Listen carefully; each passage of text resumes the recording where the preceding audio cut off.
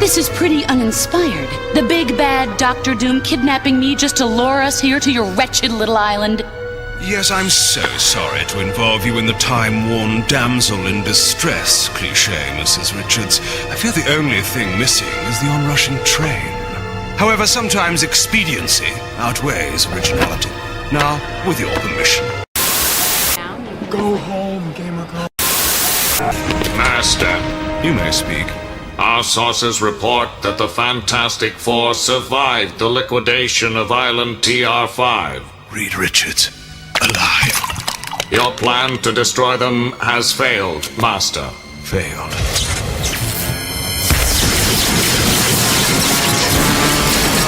Dr. Doom does not fail.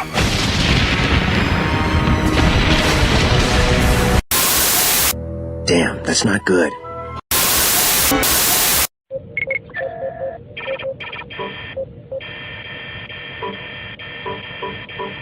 Must everything be... Hey! No! Stop! Just calm down! Don't do it! Not straight. Stay tuned.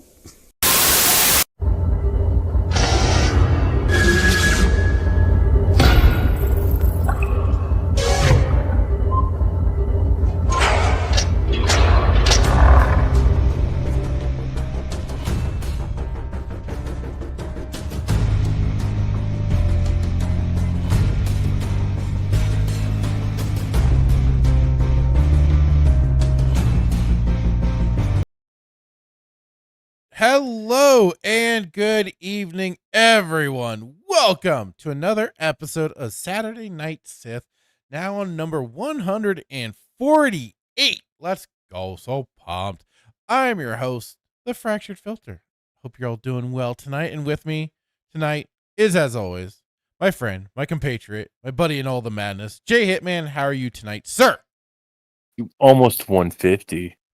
Who would have thunk? Who would have thunk it indeed? 2 more episodes. Doing good, man. Doing good. Ready for just a nice, relaxing, non-stupid influencing show. Interesting way to put it. Hopefully. We can only hope. Indeed. It makes me wonder what you mean, though, but do I dare ask that much? Nope. Sounds good. Okay.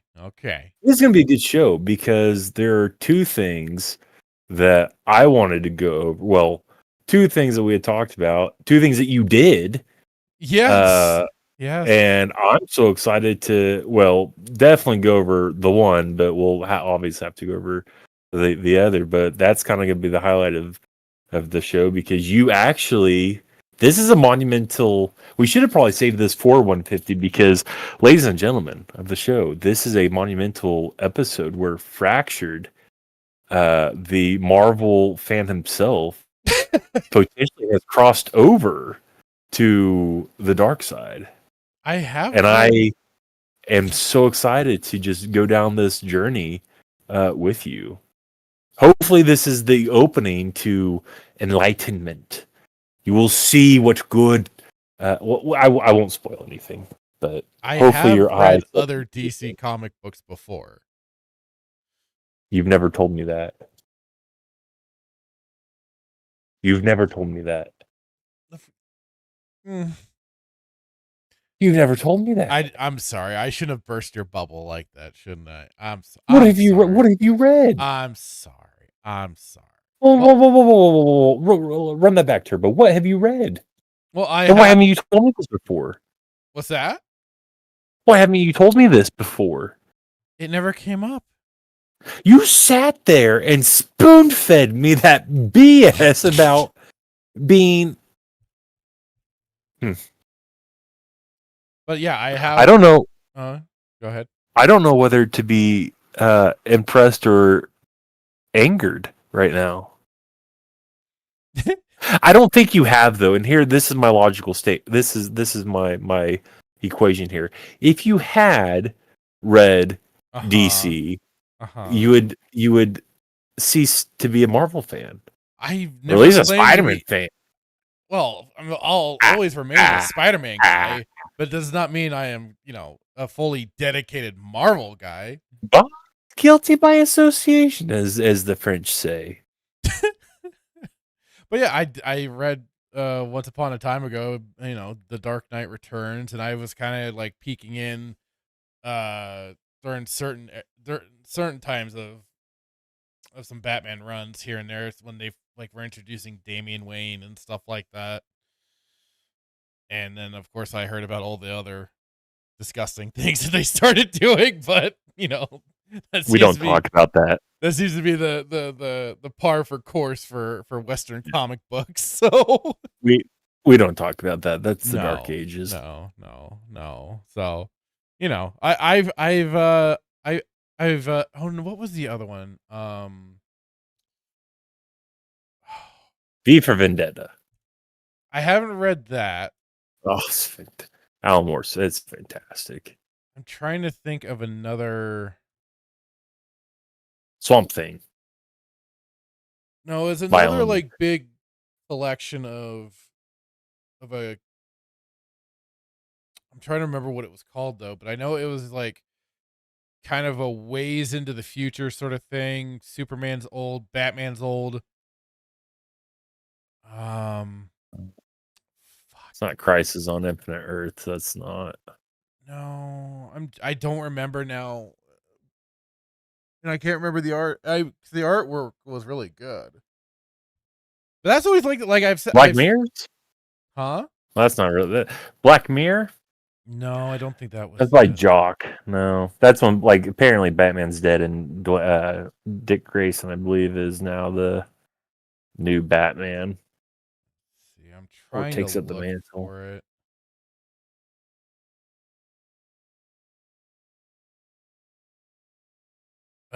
Jeez, I don't remember now. Like I said, there's. I wonder if it's part of Elseworld. When was it released? Do you remember? That's just it. I don't remember the exact release date for it. I'm so terrible with some of this stuff. Me too. I can't tell you what like year or whatnot, but I can generally remember the story.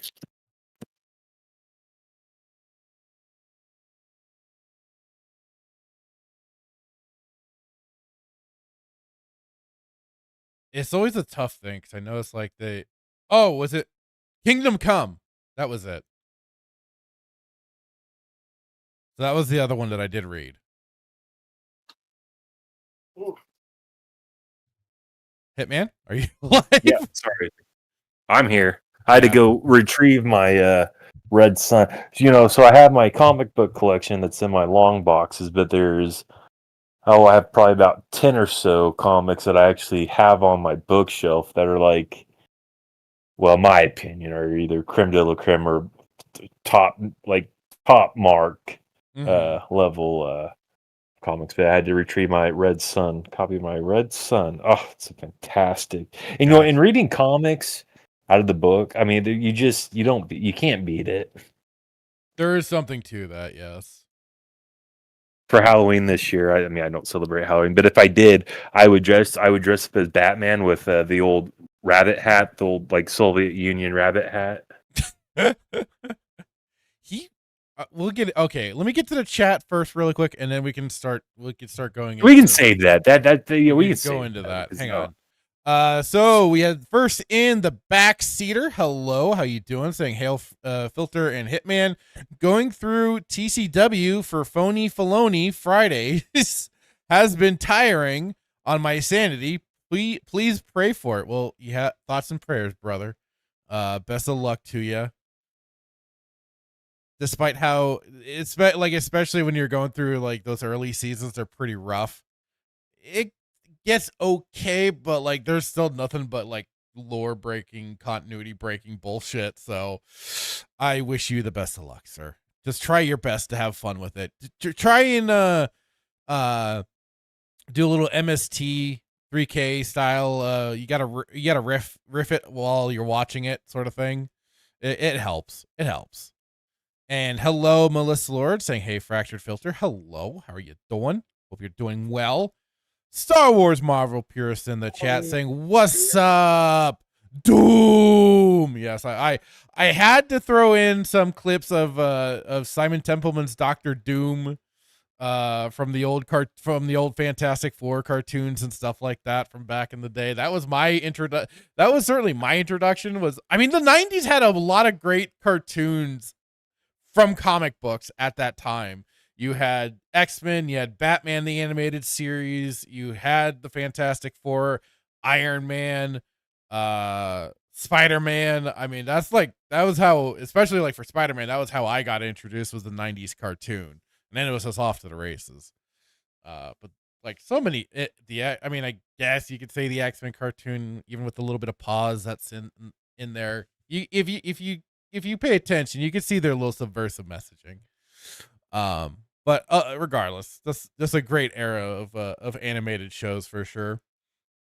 Acid Stormblade, how you doing, buddy? Saying Doctor Doom is a Temu version of Ultron. Oh no! Oh no! Wow. I don't. But who came first, Doctor Doom or Ultron? That's the big question then. Hello, New York, Florida man. How's it going? Saying, sup, fellas? Oh, another day, another stream. Good times. Nightmare, hey, buddy. How's it going? Saying, hey, evening, guys. Hello. Let's see. Nightmare says, excuse me, I am both a Marvel and DC fan, and I've read both. I thought Nightmare. He's saying he's both a Marvel and DC fan. Yeah, for the longest time, I didn't think it was possible. I still kind of don't think I'm still on the fence here. I've not ever read a really good Marvel comic, but that's mainly because I try to stay away. But maybe they're out there. I mean, for your darker tone and stuff like that, Old Man Logan wouldn't be bad. Yeah. Might not be a bad one to check out. Otherwise, that's kind of like a recommendation I can give at the moment off the top of my head. New York Floorman saying, hail Filter and Hitman. Hail to you, sir. Star Wars Grand, how's it going, dude? Saying howdy y'all. Hit the like button. Please do. Smash that like button. And if you're watching on the replay, remember to drop a comment. It does help. Star Wars Marvel Pierce says, I've read more Image than DC. Well, Image has some good stuff. And on that note, they, it's obviously because it's creator owned, they have more freedom because I don't know if there's editors. I think they are their editor. I can't speak with the absolute authority, but I know there's more freedom. Absolutely, for sure. That's kind of why, like Scott Snyder and he went to Image and Jeff Lemire went to Image, and if you don't know any of these people, they're fantastic writers. Gotcha. Good to know. I don't know if Tinian went to James Tinian. I don't know if he went to Image. I don't know if he did or not, but let's see here. New York Florida man says Image had some awesome comics, to be fair. Duke Devil, how's it going, dude? I still need to rewatch your edit of our of Wormhole. But Jordan Eminence himself is here.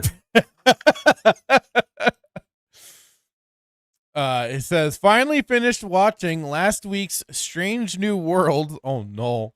After 2 prior attempts where I fell asleep, alcohol did not help this episode. Oh no. Did it just give you more rage? Were you hulking out and just wanting rage, or was it just? I didn't think it was too bad, honestly. Did you watch Strange New Worlds? Maybe. Oh my god, why would you do that to yourself and not 'Cause review trying it? well, because I don't know how to do that on camera. My OBS knowledge is limited. I have given you links to expand those horizons, sir. You choose whether or not to You learn or fail not. to forget that I do not speak bionics, not ebonics, bionics. Yes, I try to like. You have to send me links of like. You have to dumb it down for me. Like it has to be press button with A, or press B button, or do like. Yeah, I'm just not a computer. It's not that I don't want to. I can't understand it. Oh, you're stupid, J. Hitman. Yeah, I am when it comes to this stuff. You said it, Why not let's me, have? sir. You were thinking it. How dare you? Am I wrong? Well, No. Star Wars Scran says the only comics I was ever into was Batman. And it says, when I say comics, I mean graphic novels. New York, Florida man says, Eyes of Wakanda is retarded. The ending was just stupid as fuck. Well, okay.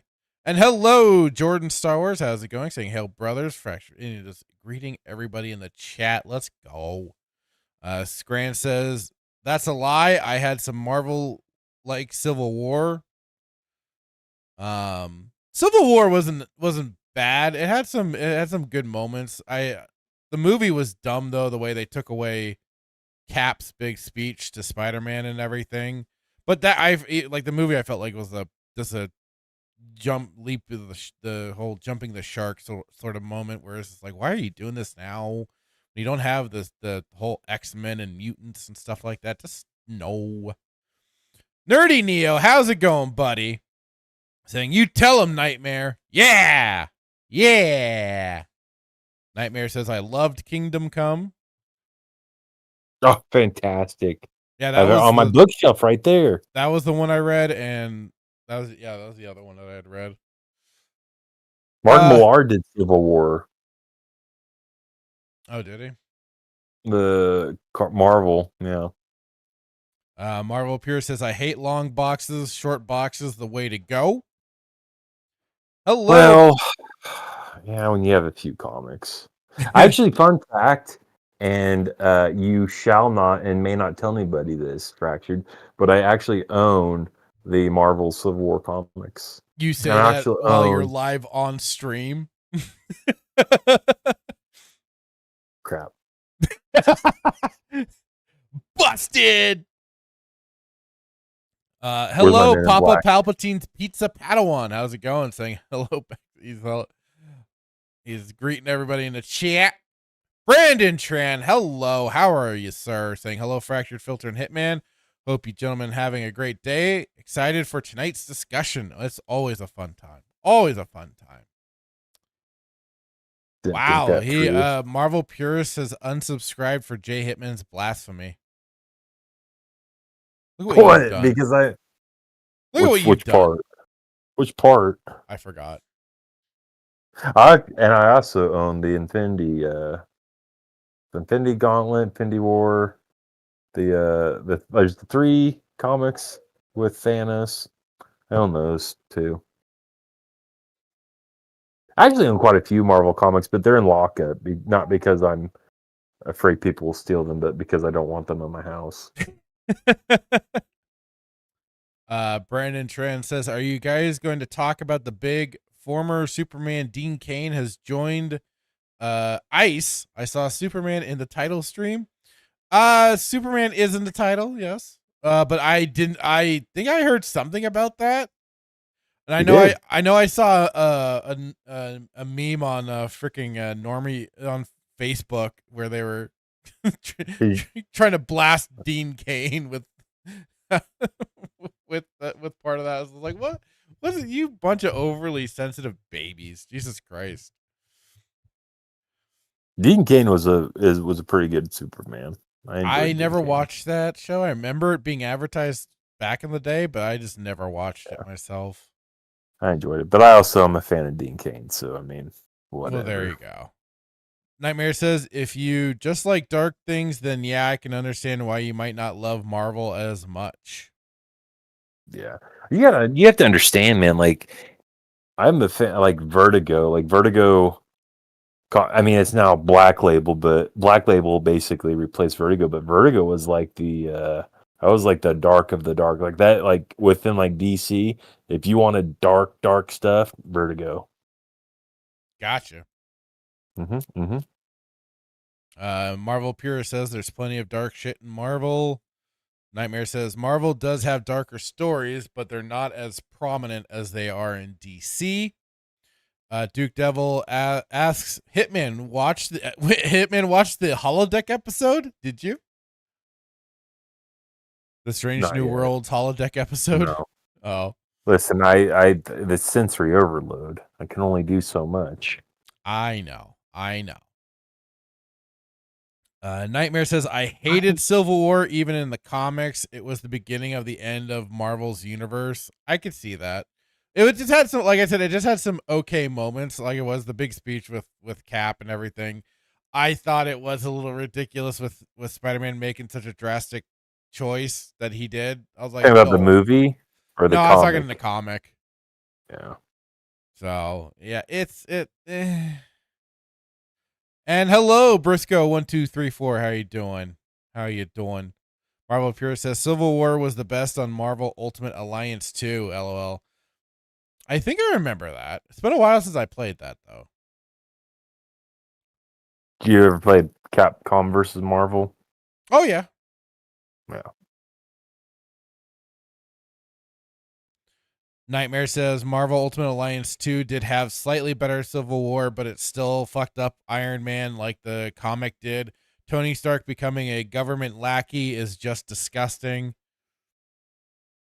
New York Florida Man says Punisher is the way to go if you like it dark. True. There was a line. I remember it was a while ago, but I remember, and this is again, like I've said with Western comic books, which is, I can never quite get into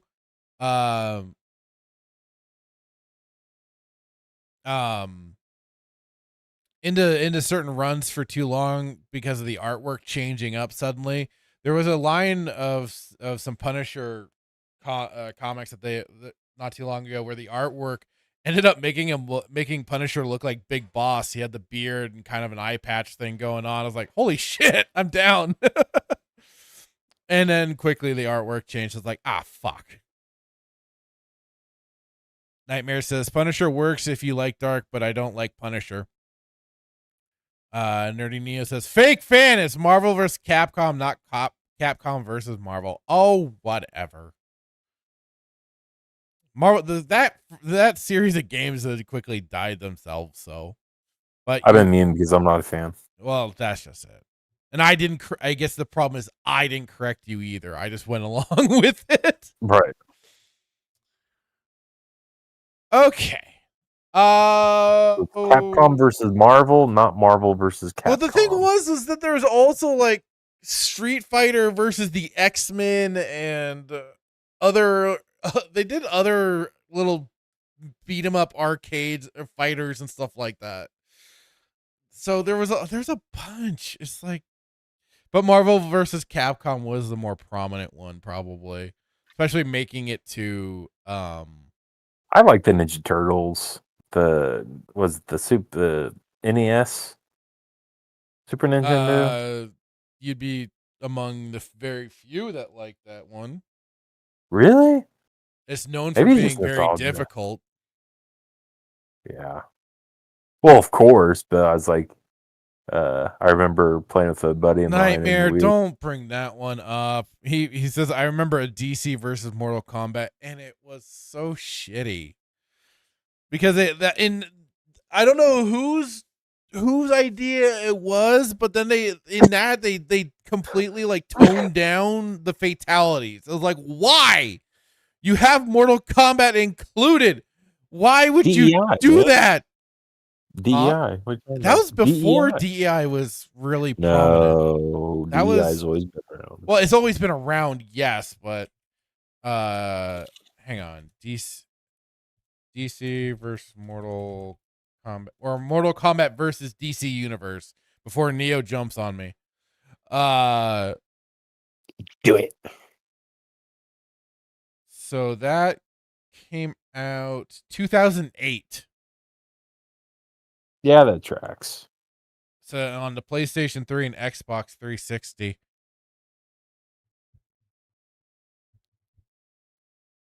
That tracks.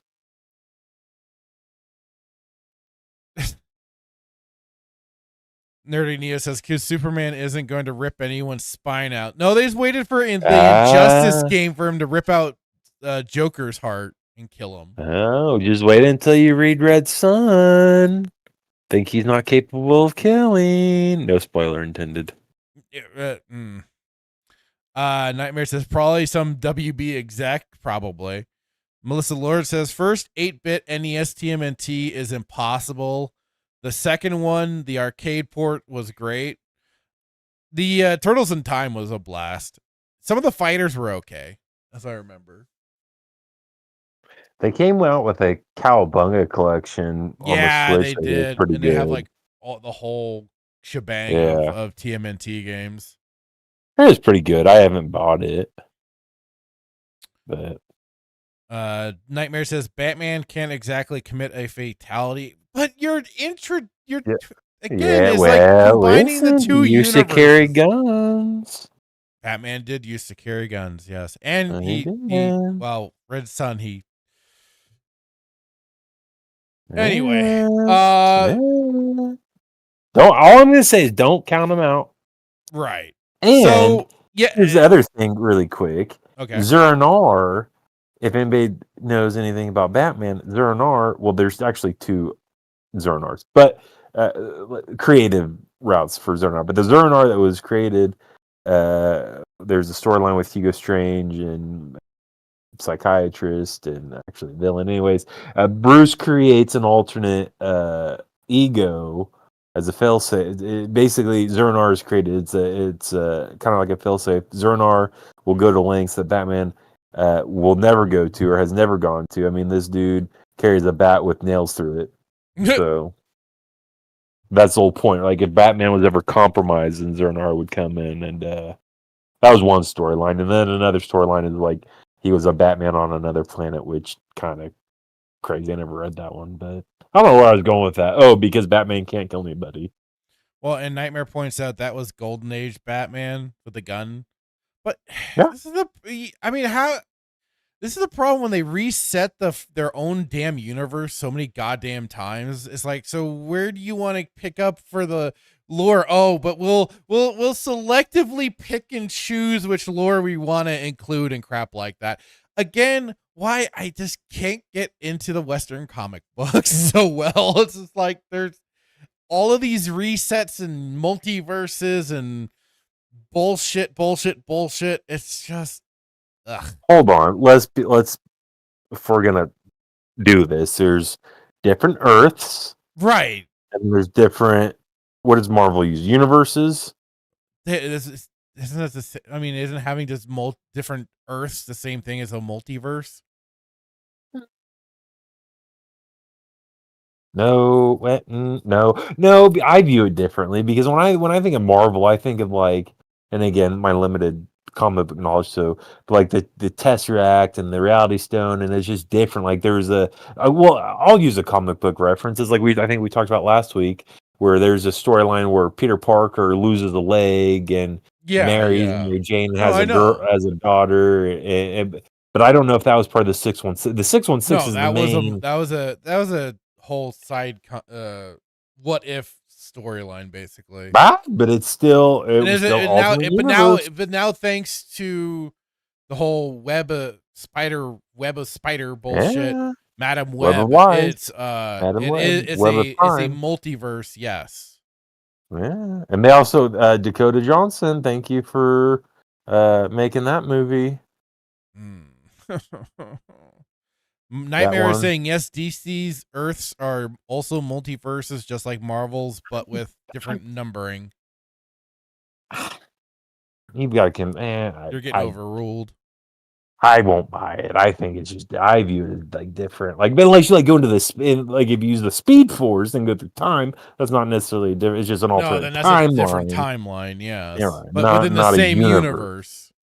I don't know if it's different universes because if you go to like this would be Earth 1, and if we go to Earth 2, there would be a fractured on Earth 2, but the general idea of like would be fractured on Earth 2 is the opposite of Earth 1 fractured. Right.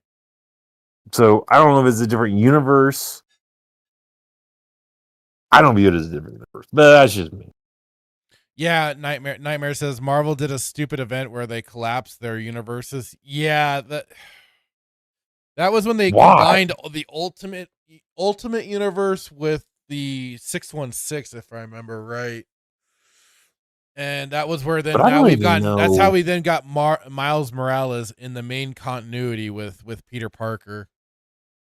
Even though in the Ultimate Universe they resurrected Peter Parker because Miles wasn't fucking carrying books, but they didn't do anything with it because then they did the whole universe folding. Someone told me that Miles Morales was only created because Obama was in office. Something like that. In 2008. I don't know. That. Something not like my that. monkey, not my circus, but that's what I had heard. Coincidentally enough, he came out in 2000, whenever Obama was in office, 2008. Something like I don't know. Don't ask me. Nightmare said Bruce gives himself multiple personality disorder to protect his identity from psychics and psychiatrists.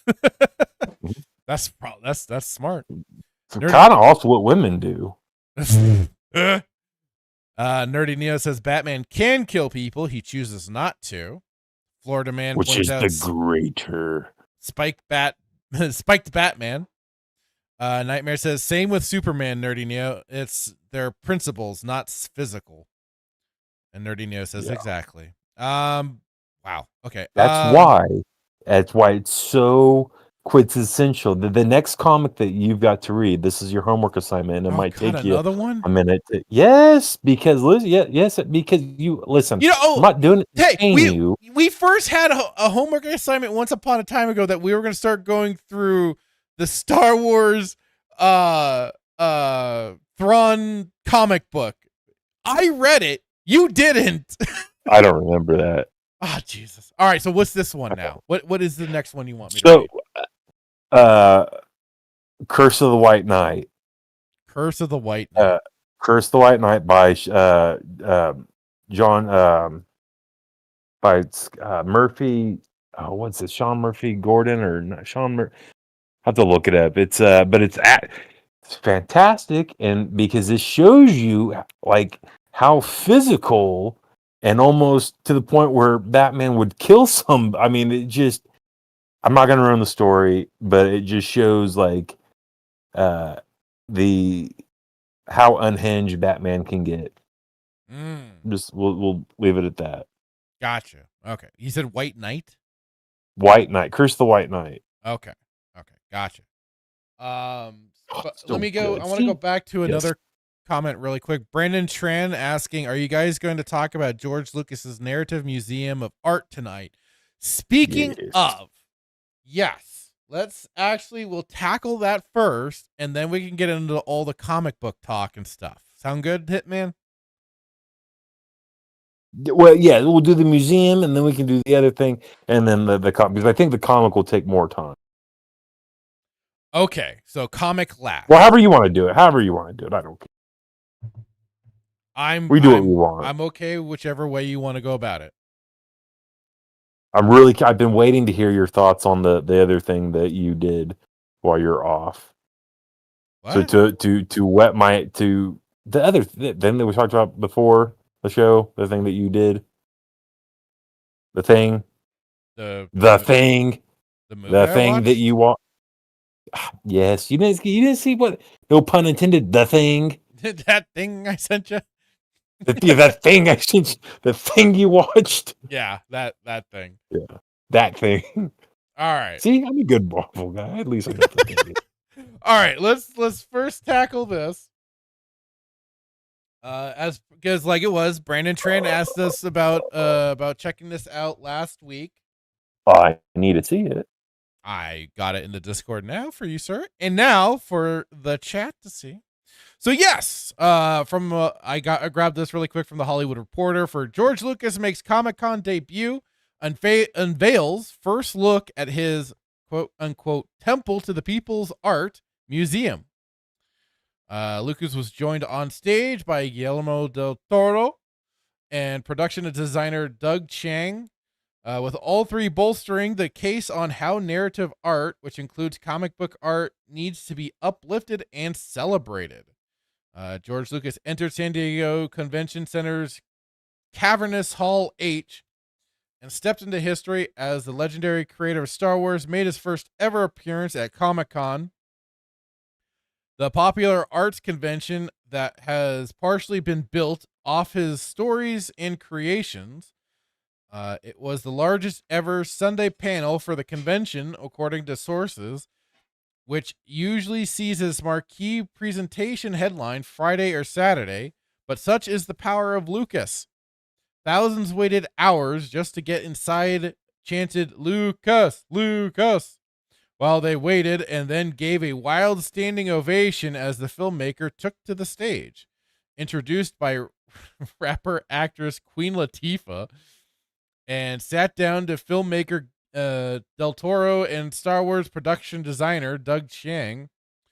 If the 6,500 strong crowd was disappointed, he didn't talk a whiff about Star Wars or Indiana Jones.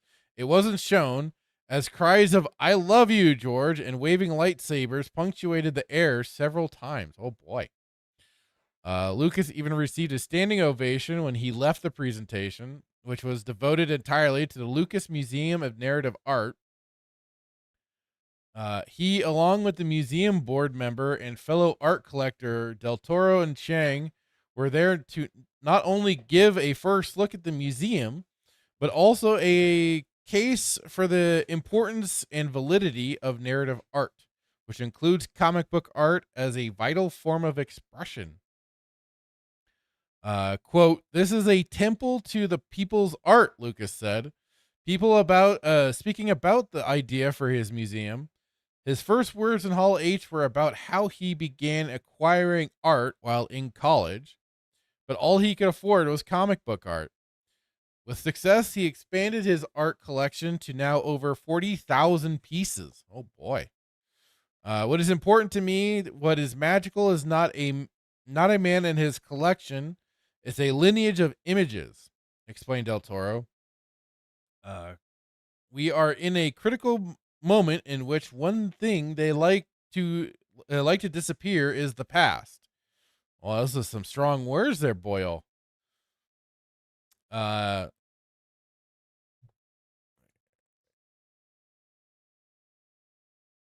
crap, I might have done too much.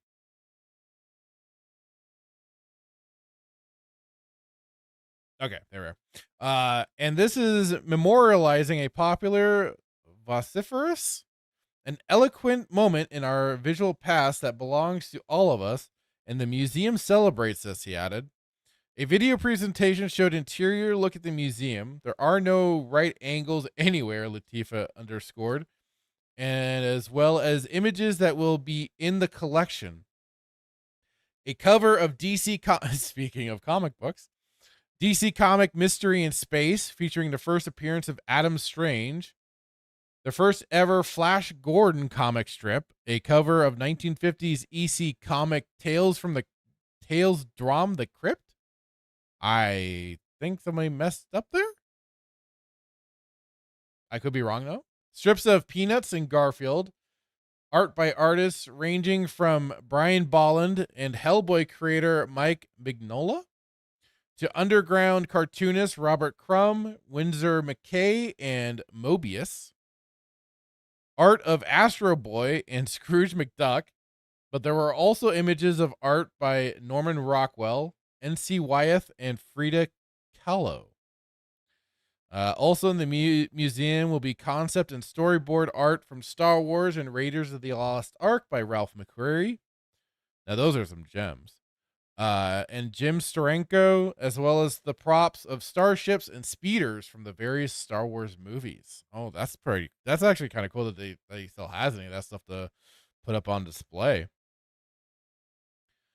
Chang explained that You just didn't tell Disney about it.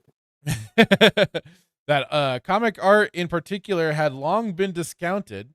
Quote, "It's not taken seriously," he said, adding that when he was younger, he was told, "You'll outgrow it one day." I'm so glad I didn't," he said, before driving home the point that one of the strengths of narrative art is that it's driven by story. Quote, "Story comes first, art comes second. The idea of narrative art being a driver of community and common belief systems was one of the belief systems was one theme Lucas, in sometimes elliptical ways, kept repeating and to which he kept returning. Del Toro also got into the heady and philosophical, denoting differences between art for myth building purposes and art for propaganda purposes.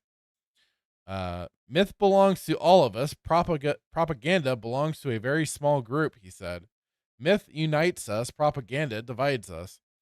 The museum, which has had its opening pushed back several times, is slated to open 2026. And I do have, hang on. I do have the website for the Lucas Museum, Narrative Museum, which I believe, yeah, you should be able to see that now too. There we go. That doesn't look like the Millennium Falcon. So here's gonna be some of the narrative art tells the story of a society. Most importantly, what the common beliefs are that hold it together. So there's some of the artwork being shown here. It's more trying to. I thought it's more trying to also find the design of the museum and stuff too. Do you think Luke's hand will be that he lost in Empire Strikes Back will be featured in this museum? Now that would be something. Now I You remember. never know where it went. I seem to remember though this being discussed a while ago by OG Star Wars and the spacing and Tim on the spacing and stuff like that. Because I remember the interesting design shape for this museum. What is it? What am I missing? Right here. Where my little arrow yeah. flailing over. But yeah, co-founded by George Lucas and Melody Hobson, the Lucas Museum was designed by renowned architect Ma Yan Song of Mad Architects, with Stantic as executive architect, and is under construction in Los Angeles's Exposition Park, an 11-acre campus with extensive new green space designed by Studio MLA will embrace the museum's 300,000 square foot building, which will feature expansive galleries, 2 state-of-the-art theaters, and dedicated spaces for learning and engagement, dining, retail, and events. And here's some of the Ralph McQuarrie art there.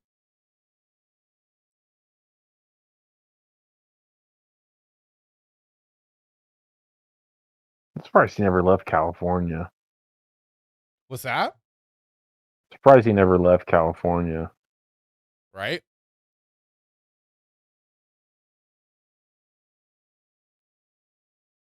But yeah, some more of the.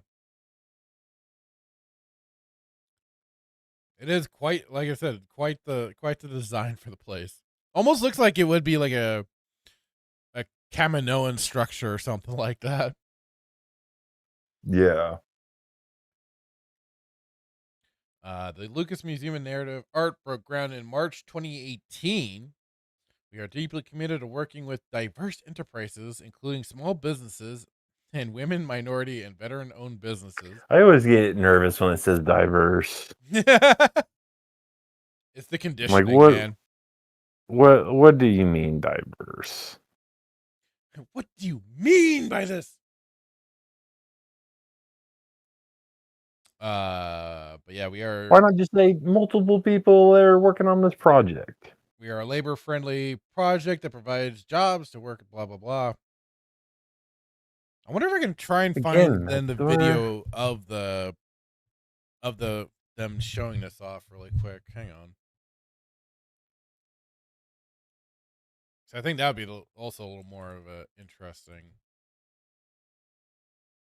just to see that. I'm surprised they didn't link it in the article. Why am I'm now drawing a blank on like what I was just looking for.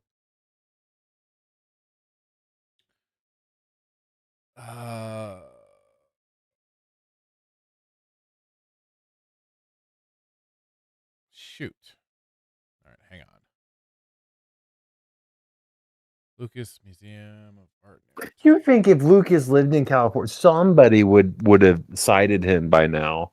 The fact that he came out in public is very peculiar. Why? Unless he lives in the non part of is all of California considered California, or is like Northern California not California? And I like, where mean, does he live in yes. Cal? Is this? I mean, let's be honest. I mean, I think where we're from, we would adopt. I think Northern So California even because they're once upon a time, sensible. well, not once upon a time ago, but for the longest goddamn time, it has been discussed for Northern California to want to secede away from Southern California, basically. But they've been Right. talking about that for freaking decades now. And honestly, I don't take Like those when idiots seriously. when you were there, was it still considered California? Uh-huh. And what happens now that freaking his royal the totalitarian himself is out of office, or will be, I guess, out of office? Who's that now?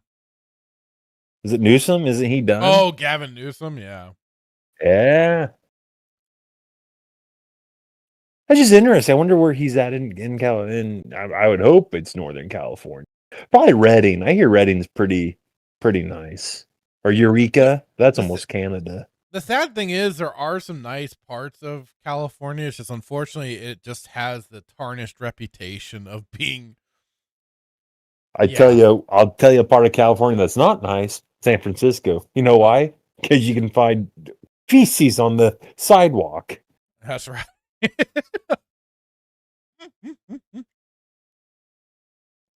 Them's the facts. Okay, never mind. I thought they would for their little Comic-Con presentation. I thought they were going to show off the building, but I just kind of zoomed through it and didn't seem to be anything. Oh, hang on.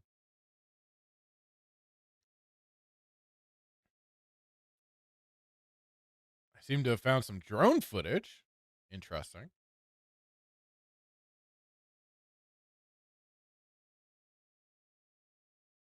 I won't have the sound on just in case.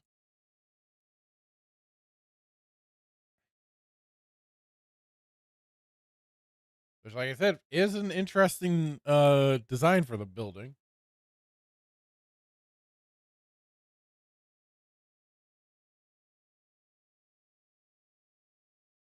So I guess when it does come down to it, what do you think of this whole project there, Hitman? I don't know. I don't like. You lost me at diverse. Go back though. So the whole what the plan for it, the idea of it, and stuff like that. I guess my question would be, since he can't have anything to do with Star Wars, so this museum will solely be just based off what the article said, the integrity of comics and all that kind of stuff. So will people solely come to this museum because it's George Lucas's name is slapped on it, or because of the mission behind it, which is I believe the mission behind it. preservation. Yes, the preservation Yeah. of art, the study of art and film and everything like that. So I'm getting what's you know what I'm getting? What's the ships on Civil War, the aircraft carriers that just the first Avengers that come out of the water and fly. That's what I think this thing's gonna do. When crap hits when the you fan, see this it, thing's gonna this thing's gonna take off.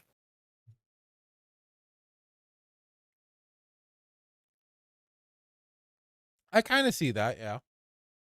But also it's like, why not? Like, I don't know. Create it somewhere else. Like, who wants to go to I mean, I'm not trying to be a yes, I am gonna yes, I am trying. Like, who wants to go to California? Like, what part of like where is in California is this? Did it say? It didn't say. Los Angeles. Like, yeah, I mean, have you been to LAX? Like, who's gonna want to go to LA? First of all, who wants to go to California? Two, like, who wants to like LA's a cesspool. Three, nobody knows how to drive. Four, there's parts of LA that, like, if you are you have a certain pigment to your skin, you don't want to stop there.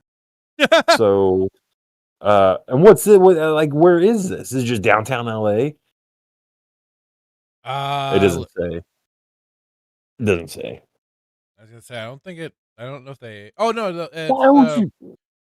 it has an address for the Los Angeles, California. Yeah. So they have the address for it. You're telling me you could have built this anywhere, but you wanted to do it in California? I mean, it is kind of which it's kind of funny considering he's been kind of anti-Hollywood, but he's basically building it in the home of Hollywood. It is Hollywood. Like, that's yeah. So And then, like, who gets and where does the revenue go? I don't know. I have this conspiracy. It's a conspiracy, but I just if it was anywhere else that was not as corrupt as California, I'd probably go and give my money. But even if Lucas's name's on it, I don't know. I can get behind it, but I just don't like the location. Yes, I have been to California multiple times. Really lived there. It's terrible. yeah, like I don't disagree with you on the The location. one place I've been to where you sneeze and nobody says God bless you. No, they're scared of that. Yeah. You know, I think the idea though is really a good. I mean, it's kind of like with a bit like with Ross Scott, who's trying to do the whole games preservation stuff to stop killing games and everything like that. I do think it's a really cool idea to collect and have representations of art and stuff like that otherwise could be lost to the sands of time basically. I do kind of worry with it being so centrally located. I can only hope that they have people that The are gonna 501st, Huh? the California version of the 501st is gonna storm that place and destroy it. Well, it's the freaking the fucking Antifa commies, Right. or the oh god, what those retards that have been like throwing paint on art in Europe and stuff like that. I think it's still The Iranian the pro-Palestine. I don't. whatever. But Yeah. What's to stop those retards from coming in here and doing some of that shit? I I don't can only know. hope that they have security to prevent that. No, and you can make the argument, you could say, well, he could put it in any part of the country and there's a potential to worry about Antifa. Well, actually there's parts of this country where you don't see Antifa and you don't see BLM because people are armed with AR-15s ready to go rounds. True. So that is also true. there's a place where close to where we're at, where it was up north where BLM did not step foot because they had Main Street lined with people protecting shops. They're like, oh, I remember hearing that. Yeah. So like so I don't know. I'm like you, I can get behind the idea. I like, the preservation of, whether it's comic books, like whatever it is, like I'm for that because, um, what's funny, and I don't know if you ever watch, I brought up V for Vendetta, and I am gonna go somewhere with this, so just bear with me. But I brought up the comic V for Vendetta, right, by Alan. But in the movie, if you don't want to read the comic, the movie actually does a pretty decent, it a decent job. But they live in this, this not post-apocalyptic, but it's a totalitarian type um, era in the UK. But this guy, who's the head of a news organization or a TV station, whatever, he has this hidden room in his house, and he has all this different art that he's collected that has been illegal, and he's got a Quran in his the Quran in his basement, and he ends up getting killed because the government comes in and finds that he has it. But it's just interesting because it's like, will we ever get to the point where like the art that is being preserved will be deemed illegal? I mean, there's talk about, you know what I mean? So probably not, maybe not, maybe it won't happen. But I mean, you never know. I mean, my goodness, you go to Canada and you tell somebody like you suck because you're a Patriots fan, that's considered hate speech, which is, you can get arrested for it. So I like the idea. I can back his play. I don't like the location, and I find it very interesting that he would put it like to your point where it's like, I mean, LA, Disney, I mean, I don't know if it's a coincidence. You put it in LA, like location, location, location. So on one side, you can say, well, like, Jay Hitman, the three L's in business, location, location, location. It's like, yeah, you're right. But on the flip side of it, it's like, it's in freaking LA, man. It's like almost as bad as Vegas as far as just, so. The city of sin. It is also interesting you bring up Antifa, and I don't know if like Lucas has a lot of people that hate him, like political people do, but I don't think so.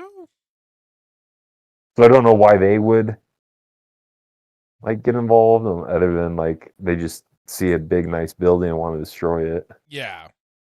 So, but that's why I brought up this thing will probably fly. So if Antifa does show up, the son of my gun's gonna just launch into the air. And if anybody can do it, it's Ralph McQuarrie and George Lucas. So take your best shot. All right, so I did also find like the press kit that they have. They have like some renderings.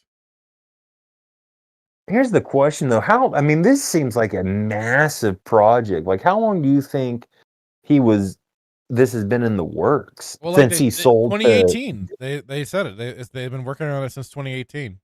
I think that it would proceed. I think it would go way before too. This is a huge project I mean, he could have been like, kind of working out in his head and everything. And then, but like they said, they broke ground on 2018. So I wonder how much it cost. Oof. I couldn't imagine. Or if he made a deal with Disney to where like, hey, we'll help break ground, but we're gonna put a clause in the contract that eventually we'll own it. No, that'd be stupid. They wouldn't do that. But hey, I didn't think he was gonna sell to Disney either, so yeah, not people were not expecting some of that. What are your thoughts? You like it?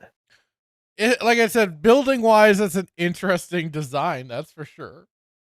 I'm kind of. It reminds me of a Naboo, like a Naboo Starfighter, or was the not the not Starfighter, but the Amidal's ship. Yeah, it kind of reminds me of that Naboo cruiser. Not cruiser. I don't know what it was called. I don't know what her specific ship was called now. The front of it kind of reminds me of like a Nabooian. Well, maybe not. Well, I guess you've turned around. I don't know. No, I lied. I don't know why I said that. The other picture gave me. I've just been kind of curious more of the interior, and it looks like they are getting the interior going. There has to be though. If it's in LA, you've got to have a coffee shop of some kind. Well, they said retail, so there's gonna be a retail side to it. So But he can't there sell will anything. probably be a Starbucks. Probably, but like, what's he gonna sell? Because I don't think he can't sell anything Star Wars related, right? I mean, I'm sure it'll be either like art replicas or stuff like that that people could pick up. That'd be my guess. Without getting in trouble with Right. hell. Watch Disney try to make him a deal, but like, hey, we'll pay you to sell our merchandise in there. Wouldn't that be something? It'll be curious. I don't know how I feel about the design though. This it reminds me something of like what's that place in Disneyland where it's like the Tomorrowland or something like that. Where it's like all the futuristic type buildings. That's what it reminds me of. I thought it. I think it still looks like a Kaminoan built sort of structure, sort of thing. Yeah. Especially like some of the interior shots. But yeah, See freaking Jango Fett's ship fly out. No, that would be worth it.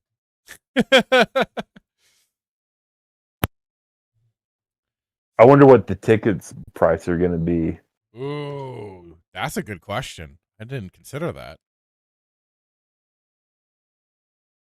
Yeah, I don't know. Arm and a leg. Watch them charge the same amount as Disney charges to get into their parks. No, yeah, like I said, it's gonna be interesting. That part will be interesting. Well, I personally will not go. Not because I don't want to go support George, but I hate California with a passion.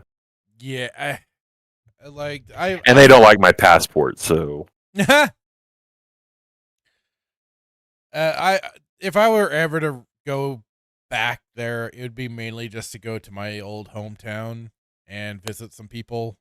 Which is not LA. No, it is not. Thank God. Yeah. So, yeah, I as cool, like I said, as great as the idea is and everything like that, and I wish all the best for it.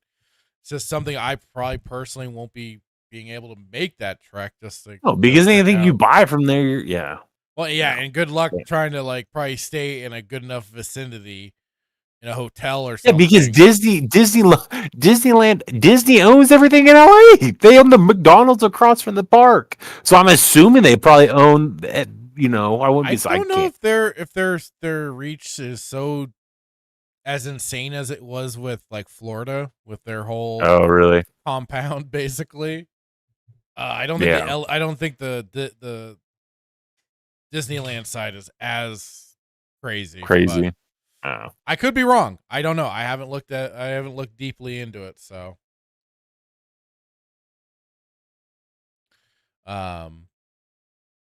yeah. But yeah, like I said, it's very awesome that he's doing that. And you know what I would much rather do though, and I'm probably gonna get heat for this. What's that? And I hate the term heat. I would much rather go to that museum in Vegas or Nevada. Where the Obi-Wan Ranch, Oh, that was in Northern California, yeah. Oh, was it in Northern? Why did I think it was in Vegas? I would go there. So it's like, oh, Jay, you're a hypocrite. You just said you want to go to California. Yes, I'm a hypocrite. I'm going to retract my statement. If I was to go to California, I'm going to retract. That is something that you would want to check out. I would go, because I think that's Northern California. Right, it is. Yeah, that was because it's supposed to. You are far near or like outside of the area of Skywalker Ranch and stuff. Yes, Skywalker. Yes, thank you, not Skinwalker Ranch. Skywalker Ranch. I won't go to Skinwalker Ranch. You are far more safe going to, I think, Northern California than you are in Southern. I was gonna say Skinwalker Ranch would be like a Texas Chainsaw Yeah, Massacre themed. Not about. Yeah, can you imagine? And I would probably make that mistake. I would get on this show and I would say, "Hey guys, I just want an announcement. I found tickets to go to Skywalker Ranch and all this and that." And then I would end up, because through my stupidity, I would buy the wrong tickets and end up in freaking Skinwalker Ranch. Yeah. So No, I would much rather do the Skywalker Ranch. I think Yeah. I say that, but I mean, again, I think we've watched every 20, 30 minute, 20 plus minute video there are of doing the tours of that place, but.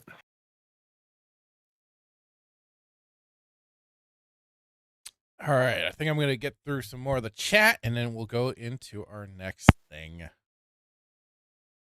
Melissa Lord saying Madam Web is unintentionally hilarious. Best ADR ever. I think when we mentioned that before, you brought that up. Yeah. Nightmare says yes, their universes. And then it says Marvel collapsed their universe to bring Miles Morales into the main continuity. Yeah, that was retarded. New York Florida Man says the Flash ran so fast he ended up in Marvel Comics. True story. Oh shit. So Marvel and DC have done their fair share of crossovers. Not a lot. Yeah, it was. They did a couple. I think I told you really quick. I told you this. I know I've told you this. Amiga or Almiga.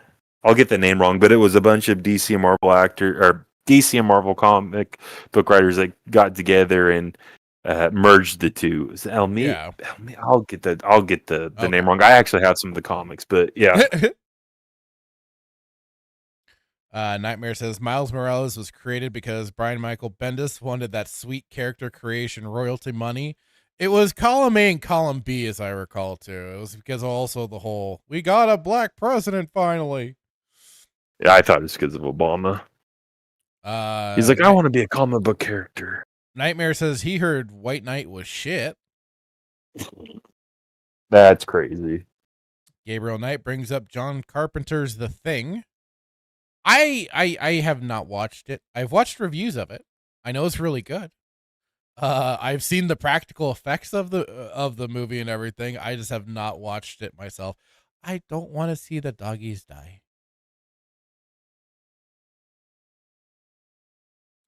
Star Wars Marvel Pure says Shield Trooper. Oh no, Shield Trooper is too stupid to differentiate intellectual property from art at a museum. Oh god. Oh no.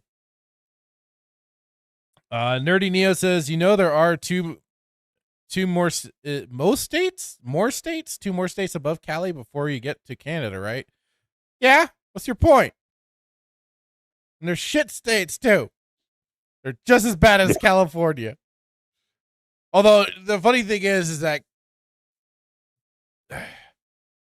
like since moving here to Idaho, I then learned how much like California wanting to secede from Southern California. It's like Idaho and parts of Oregon want to merge together. It's like, for God's sakes, not more of this bullshit. You guys, both groups have been talking about this crap for the longest damn time, and nobody's made any actual action to do it. Nut up or shut up, people. Nerdy Neo says Cali is a beautiful state, but it is run by one of the biggest lying retards, without a doubt. Without a doubt. My one of the favorite places I enjoyed going to for a while before we did decide to get the hell out of here, was I loved going up to South Lake Tahoe. It was so beautiful up there. It was a good, even though, and it's always the great part about it too, even though it's like a 4-hour drive. Once you get through the whole Sacramento side of things, and then you just are making your way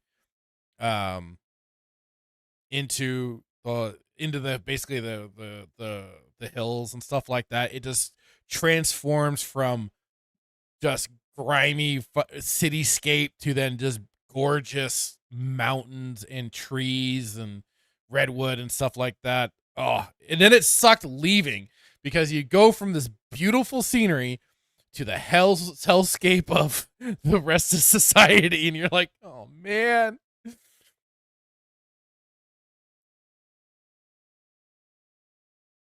Nerdy Neo says, I was like, what? There weren't any aircraft carriers in Civil War. Nerdy Neo also says, weirdos love LA. That is true. And yeah, and it's because of dangerous. Yeah, a lot of weirdos love those places. Hey, Dan Blackroyd, how's it going? Randy Newman loves LA, apparently. Oh, I did not know that. Melissa Lord says, putting it in LA ensures most people never go because it's a shithole. That's the problem. That is ultimately the problem right there. Is that it does not, it does not seem too welcoming. It just ends up being another barrier for entry for anything else. It's like, why would you do that? Why?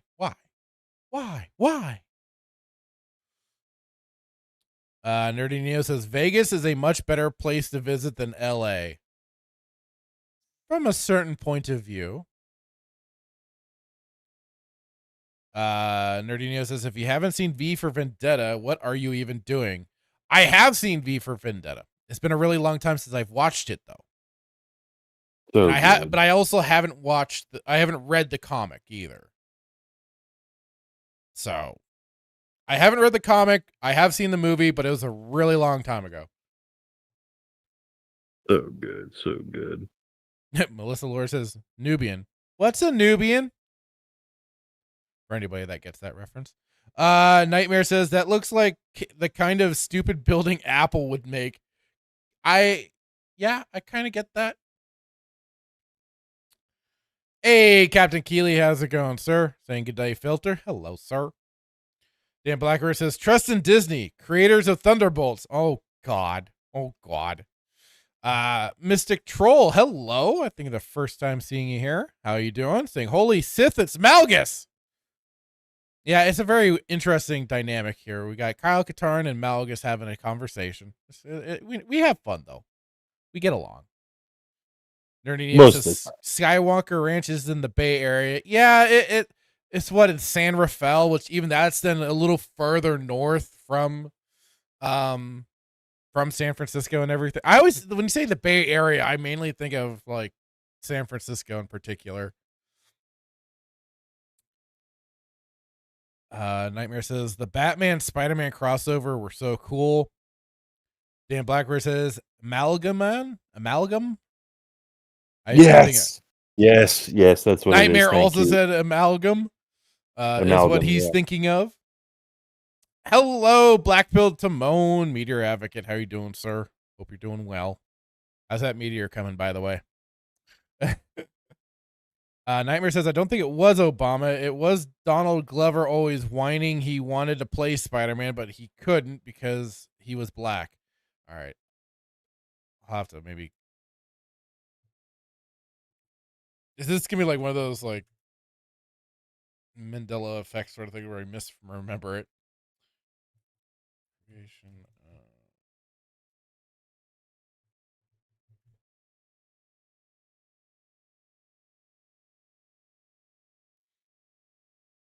I could have sworn it was because of we had a black president in the office, so let's commemorate that.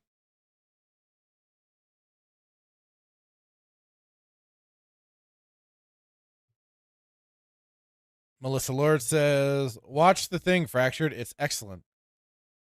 Okay, fine. I'll have to now. It's on the list. Nerdy Neo says, yeah, I meant to say more. Hitman said that Eureka is basically Canada. There are 2 more states above us. There is, yes. Well, I mean, they're just as bad as California, so they might as well just be. The sad thing is again, it's like parts. Like Oregon has Portland, which is another shithole. But then the problem is they're basically run by those big city shitholes. That's the problem right there. And then Washington has Seattle, right? Which you just want to nuke these areas, be done with it. Nightmare says, but Nerdy Neo, the West Coast is pretty much all Canada. I mean, at this point, they're pretty aligned, yeah. Oh, right. Melissa Lord says Nubian is Padme's ship. It's the model of the ship, she says. Okay, my bad. Yeah. I just couldn't help but Yeah. make a little joke of it. Nightmare says there is a weird Spider-Man comic with Obama in it. Maybe that's what I'm thinking of. That could be what I'm thinking of. Like I said, I could be misremembering things.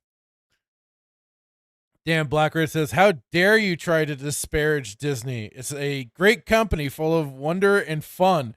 How dare you question?" We're not going into that topic.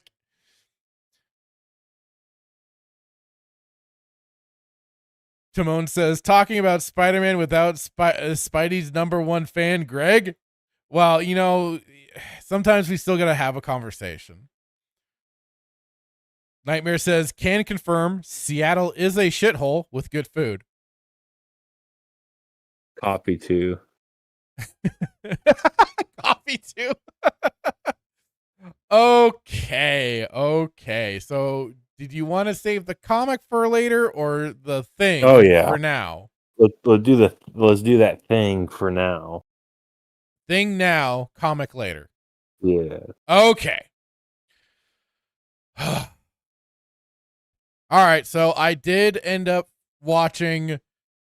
I didn't go and pay for it and see it, although I paid for it with my time. And that was the Fantastic Four movie, First Steps.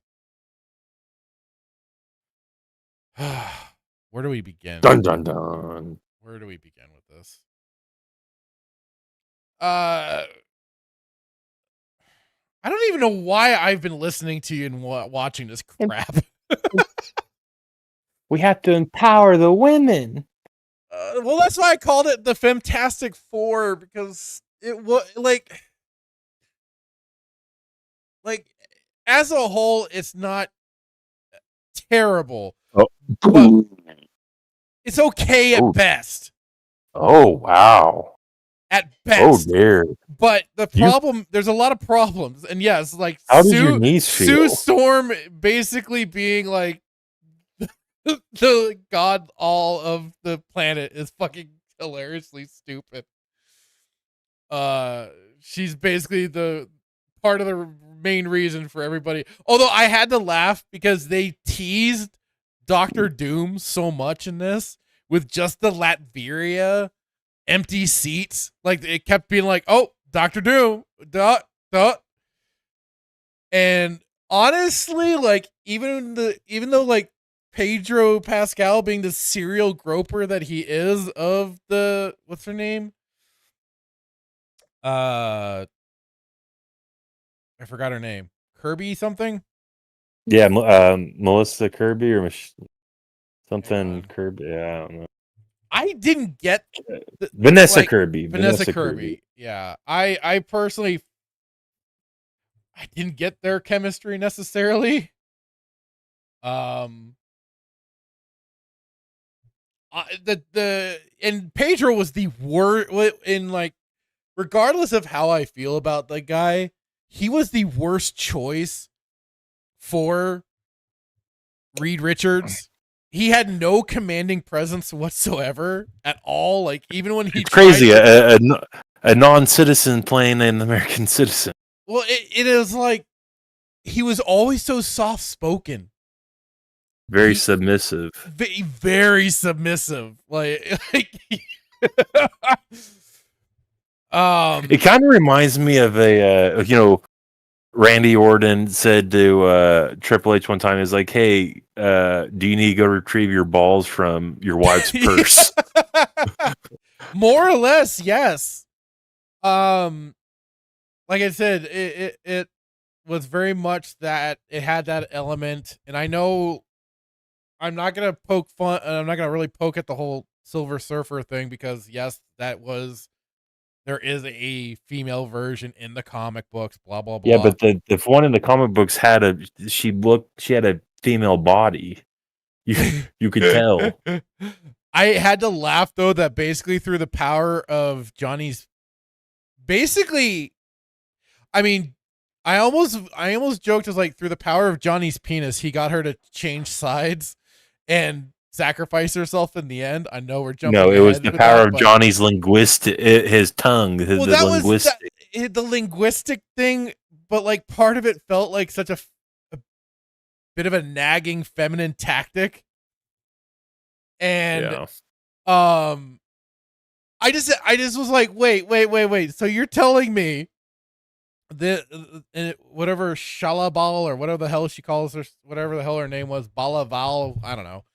Yeah. You're telling me that this person who went from planet to planet to planet, setting it up for sacrifice for Galactus, is suddenly gonna have a strike of conscience just because she heard the victims now? I'm sorry, like, come on. That's gonna be the winning factor? I don't know. I mean, really quick, you should look up just the difference between the Silver Surfer and well, not even Silver Surfer. Look at the difference between Jessica Alba's Sue Richards. Oh, yeah. And then this freaking Dwayne the Rock Johnson blue and white turtleneck get up. I don't know if that and again, I'm not a Marvel guy, so I don't know if that looked like the original uniforms they wore, but I don't know. It was very turtlenecky in my opinion. It was the setting wasn't so bad. Like the whole kind of like retro future tech worked for it, I think. But again, this was some of the problem that I had with the Superman movie too, was that we're starting instead of 3 years for Superman, this was supposed to be like 4 years for the Fantastic Four. Yeah, it's 4 years, and I have it in my notes. 4 years of Fantastic Four, and then we get their backstory through basically a news segment. I'm sorry, like, can't we start with their journey? Can't we, get them getting to see them learn their I mean, I know we've kind of had 2 reboots of the Fantastic. Well, we had 1 reboot. We had the original Fox 2 Fantastic Four movies, and then there's a reboot, and now there's this reboot. It's just like, but the one reboot in the middle was absolutely terrible. I would much rather. I never watched Chris that Evans. one. I never watched. Yeah, that give me Chris Evans and the 2 people from Nip Tuck, or the guy from Nip Tuck as Doctor Doom, who recently passed this month or last month. Rest in peace. Give me that one all day. That one I will take all day, every day. I'm sorry, but couldn't they found somebody better for Mole Man? I can't stand that guy, Paul Walter Hauser. I found him obnoxious in Cobra Kai, and I do not understand this guy's popularity. I don't know why he was chosen. People love him. I don't get it though. Like, he almost has that kind of obnoxious slap him upside the face. He's cynical. Sort of look that I want, that I like, that Patton Oswalt has, that where you just want to like punch him immediately in the face. Rather than do Zach Galifianakis? I don't know, but somebody else? I don't know. Like I said, that's one little nitpick. Who would you have right casted? Gary Oldman? I know that's your pick, yes. It's for everybody. Love Gary Oldman. But yeah, like Sue Storm, Fantastic Four. That's who he was. Is that why he looked like a mole? He had the weird glasses. Yeah, he was Mole Man. Okay. Yeah. So 4 years. They just leap ahead. And I'll give the James Gunn Superman this. Like, I think a lot of the cast was a lot better than this movie. The only 2 that I didn't mind was the Johnny Storm and the Thing. Like, although I think he could have done a little more to change up his voice. But otherwise, I thought they were fun. They were kind of fun together when they were, doing their shtick. And they kind of gave Johnny a little more than just doing what he does and with him doing the whole linguistic stuff, I guess. But they certainly like doing their kind of like little backstory exposition dumps for sure. I kind of joked that Galactus is, wanting the cosmic baby, and I joked that he was trying to baby nap like the Jedi. But I thought it was really funny how then, of course, Johnny was a waste, Thing was a waste, Mr. Fantastic was a waste, but man, Sue just whooped the cosmic Silver Surfer. But let me guess, baby enhances her power, but we never got that. So it was just all Sue Storm that got the beat up on Silver Surfer at one point. And I kind of had a laugh at the Digi Baby. The kaiju? No, that wasn't No, kaiju. That was the digital Superman. baby. Oh, the AI baby? Yeah, the AI baby. I was waiting for the whole media. They did do that where the whole media turned on their precious Fantastic Four because Galactus wants baby, sacrifice baby, or I eat Earth. And of course, they weren't going to do that. And then somehow the Silver Surfer survived the black hole that she was sucked into. Which nobody escapes the black hole. That was Not even Bizarro. And then Galactus decided to kill the child. So I'm like, okay. I did have another laugh that Galactus is Moloch. well, Galactus has cults on Earth. There are now like death cults of Galactus. So and then of course, God. And then the unruly mob, just like that, was swayed by Sue Storm's family speech, please. I said, also, yes, I remember somebody say the family speech would have been much more powerful with if Reed, Ben, and Johnny kind of gave their parts to it. But it was just her making her stunning and brave speech. And then Johnny had managed to figure out the whole Shalabal's language from that one phrase. And he did apparently all that research for it. And then they got her backstory. The baby bait. I also thought Galactus's ship looked like a giant butthole flying through the sky. Let's see. Can we not talk about the fact that Galactus can control his size, but he just decided to just remain this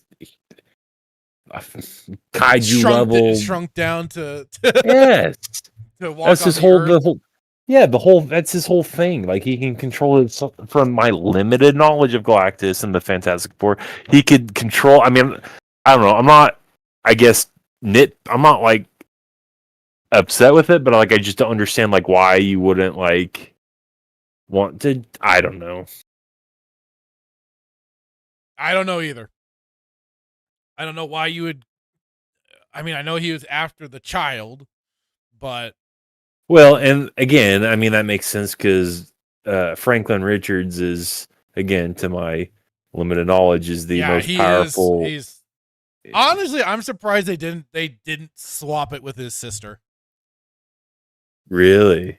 Yeah, I'm honestly surprised they didn't just do that. Because she's also supposed to be a very powerful mutant, basically, or whatever. I don't know if as powerful or on the same level as her brother or a little less. I don't know. I think Frank. He's like nobody's more powerful than Franklin Richards. He's the most powerful being in all of the Marvel. Well, I almost said MCU. That's not a thing. All the comics.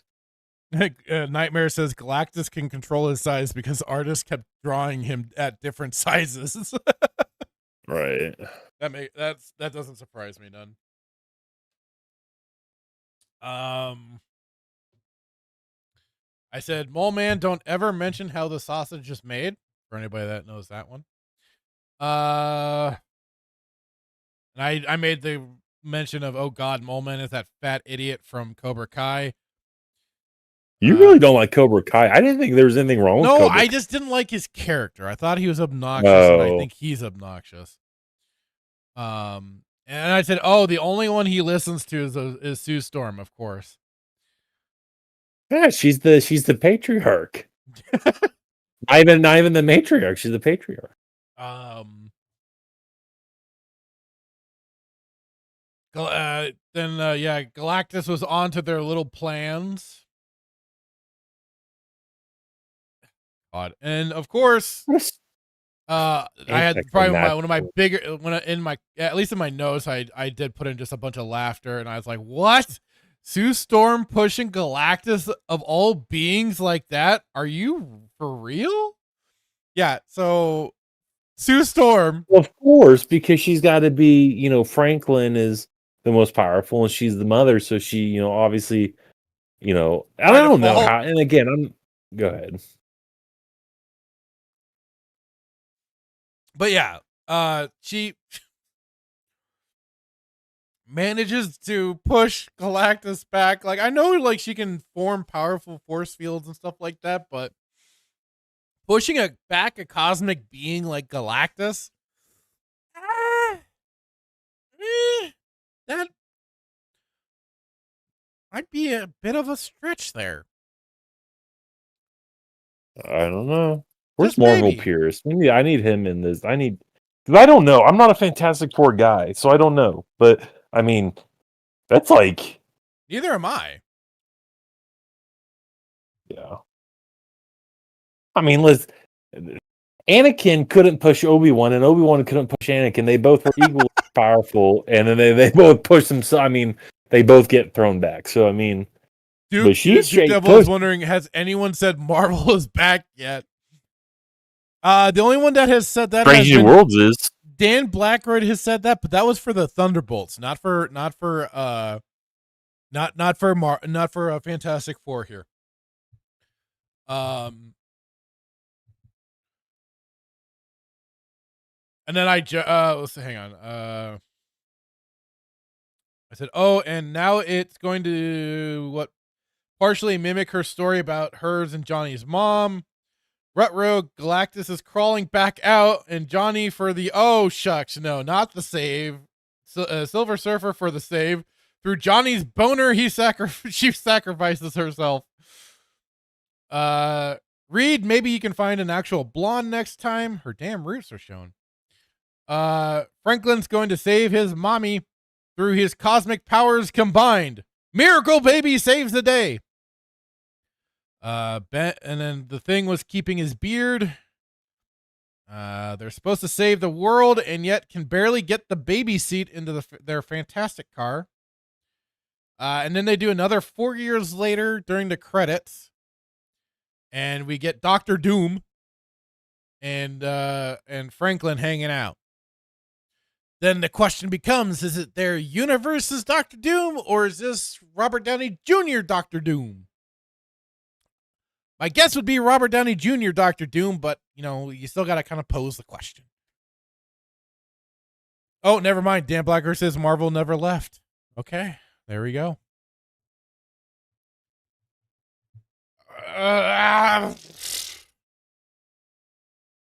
Like I said, Pedro was a dull choice for Reed. Even though he's a serial groper with his anxiety, I didn't get the connection between him and Kirby. Joseph Quinn and Ibn Mas Akrak are fine in their respective roles of Johnny and Ben. The effects of Ben Grimm weren't bad, but felt the original's practical effects at least made him fit into the world, and with the voice too as Ben. So, yeah, I don't know what to say on this whole schlock. What do you got, man? What do you got? Hey, listen, it doesn't matter if it's Marvel or DC. I've said this before. If you're going to do a, I mean, every battle needs to be. I mean, you want to leave that movie thinking, "Oh my goodness, like that was epic," right? So if you're gonna bring in a character like Galactus, again, don't know a lot about him, but I know he's a main. I know enough to where he's a main villain within the Fantastic Four. But if you're gonna do a character that nobody's really seen in live action, you gotta hit it out of the park. And I just felt like the battle, like I had a lot of issues with the movie, right? Like the retro, the 60 retro, like again, like I thought that was an interesting take. I'm not mad about that.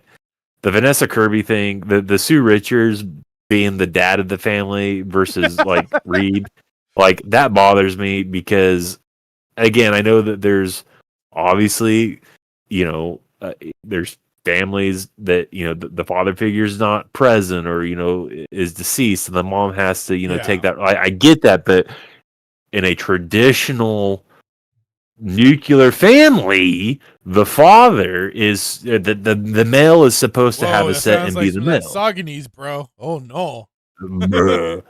Yeah, like you need to be kind of like the alpha. You need to have the command that presence. Man of the house. Yes, right. And she was the man of the house. Whether she had a set or not, I don't know, but she sure acted like it. She was this and what So that bothered me. It's like, but again, do I expect anything less of Pedro? No. Like, so absolutely not. Johnny Storm and the Thing, Ben, again, maybe it's nostalgia, but the original, it's not the original, but the Fantastic Four with, I forget the I won't be able to name any of the characters, but there was the Australian actor that just died, and that's what I'm referencing. The guy who played the cop on the Shield, Michael Chiklis, yeah. Yes, I like him, and I think he played a really good. I thought he was good as Ben Grimm. Yeah, but the reason why cheesy and hokey as those movies were, right? I thought he was great. Right. I mean, my goodness, him bending the fork is fantastic. No, but what you got out of that movie was a sense of some type of you could tell the relationship that he had with Reed and Ben, right? You could tell that there was a relationship, right? And even when they were at odds with each other, or whatever it is, Ben, the whole thing in that movie, you could tell that they had a relationship. It was hard to tell that there was a relationship that they had in this movie. Well, and I would say even the for Chris Evans and Jessica Alba, like they did kind of bicker and get on each other, like siblings. Yeah, like brother and sister should. Like they actually had that dynamic that felt like that was going. Like there wasn't that in this. Right. No, and that's so, and you didn't have that in this movie. And my point's not to compare this from movie to movie. I'm just trying to get my thoughts on it. You kind of have to, because I mean, they're all built off of each other in a sense. Right. So it's like you can't help but compare one to the other. It's kind of like with the Superman stuff. You always go back to what started it, what really gave it that prominence. Even with Batman, you go back. A lot of people will go back to the Tim Burton Batmans and be like, well, this is kind of like a template for what people really enjoyed at the time. Right. So the Silver Surfer, I guess I would have to go back and watch the movie, which I'm probably not, but I guess I missed the point where how did she become into servitude with Galactus? I'm not sure, but like she somehow made a plea to Galactus to spare her planet by becoming the Silver Surfer. Yeah, and then he killed the planet, or what? I think he still did, or no, or he spared it. I forget which. Yeah. So, and like I said, I don't want to be and see the full outline of a woman. I don't want a raunchy film, but like it's hard to like. And this is classic Disney where they dumb down, not dumb down, but they like, I don't know, like you can't tell she's a woman, and whether or not that's even a topic of contingency is like whatever. But I didn't understand the whole dynamic with her, and I know that there was a female Silver Surfer, but the Silver Surfer that I always knew was the male Surfer. I think in the second, was there another Fantastic Four?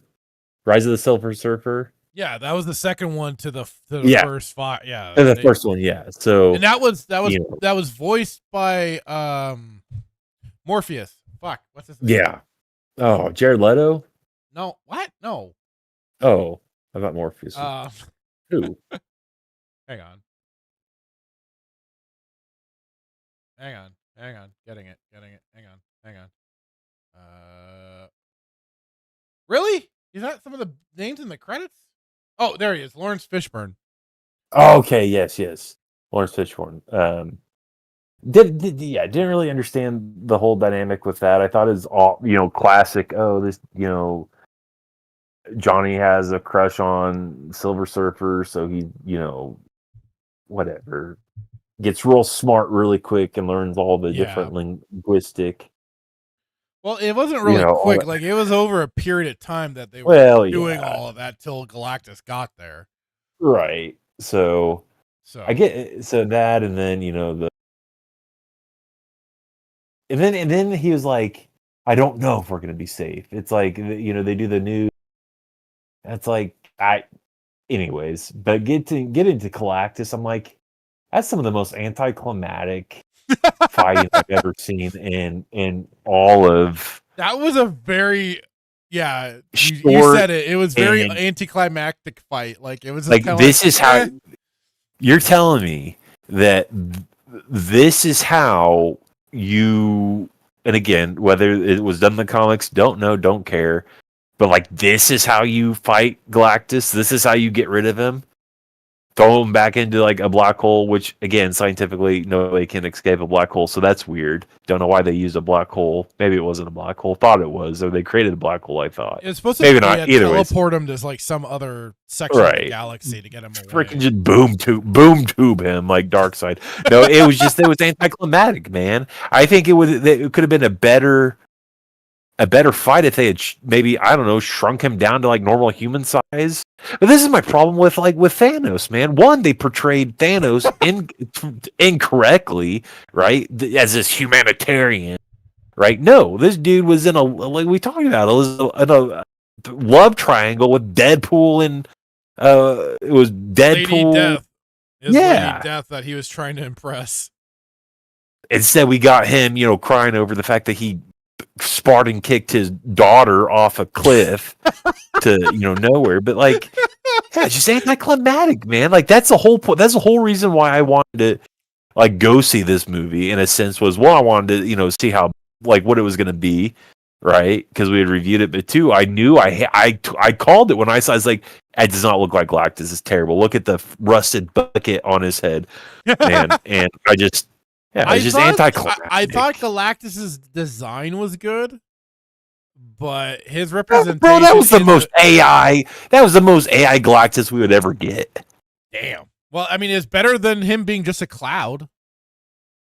I'd rather the cloud. That would have made for better entertainment. When's the last cloud that you fought that you won against? Like, well, when you put it, like I don't know. It kind of was almost as like gave me Dormammu vibes almost, where it's the Cheshire Cat in the background. All you can see is Dormammu's eyes and mouth, no body. Go fight a cloud, in the Doctor Strange. So I don't know. I'm very curious to see if I go see it again, if there's any like subliminal messaging or of a political nature, if it's just. DEI. I mean, know. that was basically it. Was Sue being the one in charge? You're sexist, J Hitman, because you don't like Sue proud. Richards. No, I love Sue Richards. I love Jessica Alba. She was fantastic, Sue Richards. Well, at least Vanessa. The at least good thing was that at least Johnny Storm was still a heterosexual. At least they still kept that for him. No, but it's like he just doesn't. He didn't get the Iceman treatment where he suddenly turns gay. No, but he didn't. I don't know, man. It's like didn't really give off like a. I'm surprised he went to go fight. He should have been like, oh no, I don't want to fight. Fighting, no, icky. I didn't get. I don't know. And I listen. I have a negative presupposition because I'm not a fan of Pedro Pascal. I think any dude that has candles made after him is weird. Well, he didn't. that wasn't by his choice. I think that was. Yes, it was. It's his company. Was that his Pedro company? Pascal. I thought that was like a fan group. Don't that made those defend weird- him. Don't defend I'm not. him. I'm just getting the Yes, facts you are. right. Oh, facts don't care about your feelings. So I feel like there's other stuff like missing. Oh, he didn't want to be. He didn't know how to be a dad. But again, like you can't hold that over his head because there's some guys that Reed being like the whole super genius. I don't know. Like I would need to read the comics to know a little more of Reed's character because even like that kind of like one half of me is like, okay, he's like a weird, awkward super genius, so he's not gonna. He did have a savage moment where how to take care of the kid, but like at the same time, I don't know. Like it still. He's like, felt we had to weird. sacrifice the kid. I'm like, bro, that's savage. Well, that is that cold, logical intellect. That would be like it kind of reminded me of like Spock. Doctor. Yeah, it's kind of like Doctor Strange in the sense he's like, this is like you asked. There's 5 million different outcomes, but that didn't surprise me. Like that was like, okay, yeah. Oh, Doctor Strange. Yeah. Well, no. Reed Richards in this movie going, if we, there's gonna be certain, paths to this, and not all of them are gonna be pretty, folks. Like I get that. Like that didn't bother me so much. Like I understood that. Even I was thinking, well, yeah, sacrifice the baby. I did find it funny that they're like, it's your child and everything, and I know they're not. I did find it very I did find it very interesting that, like, again, Galactus wants to kill the baby. He wants to kill the baby or capture the baby. I forgot, capture, sacrifice, whatever. So I kind of got like Moloch type vibes, but then it's like the news. They're like, so like giving the baby, like, it was like, well, we didn't make a deal with him because the deal was that he wanted the child and our child. And it's like, what's the problem? Give him what? You didn't give up the baby? Like, give up the baby. It's like, no, it's so it's normal people be like, oh yeah, I can understand. Like, they're like, no, give up the baby. The needs of the many outweigh the needs of the few, sort of thing, or whatever. Yeah.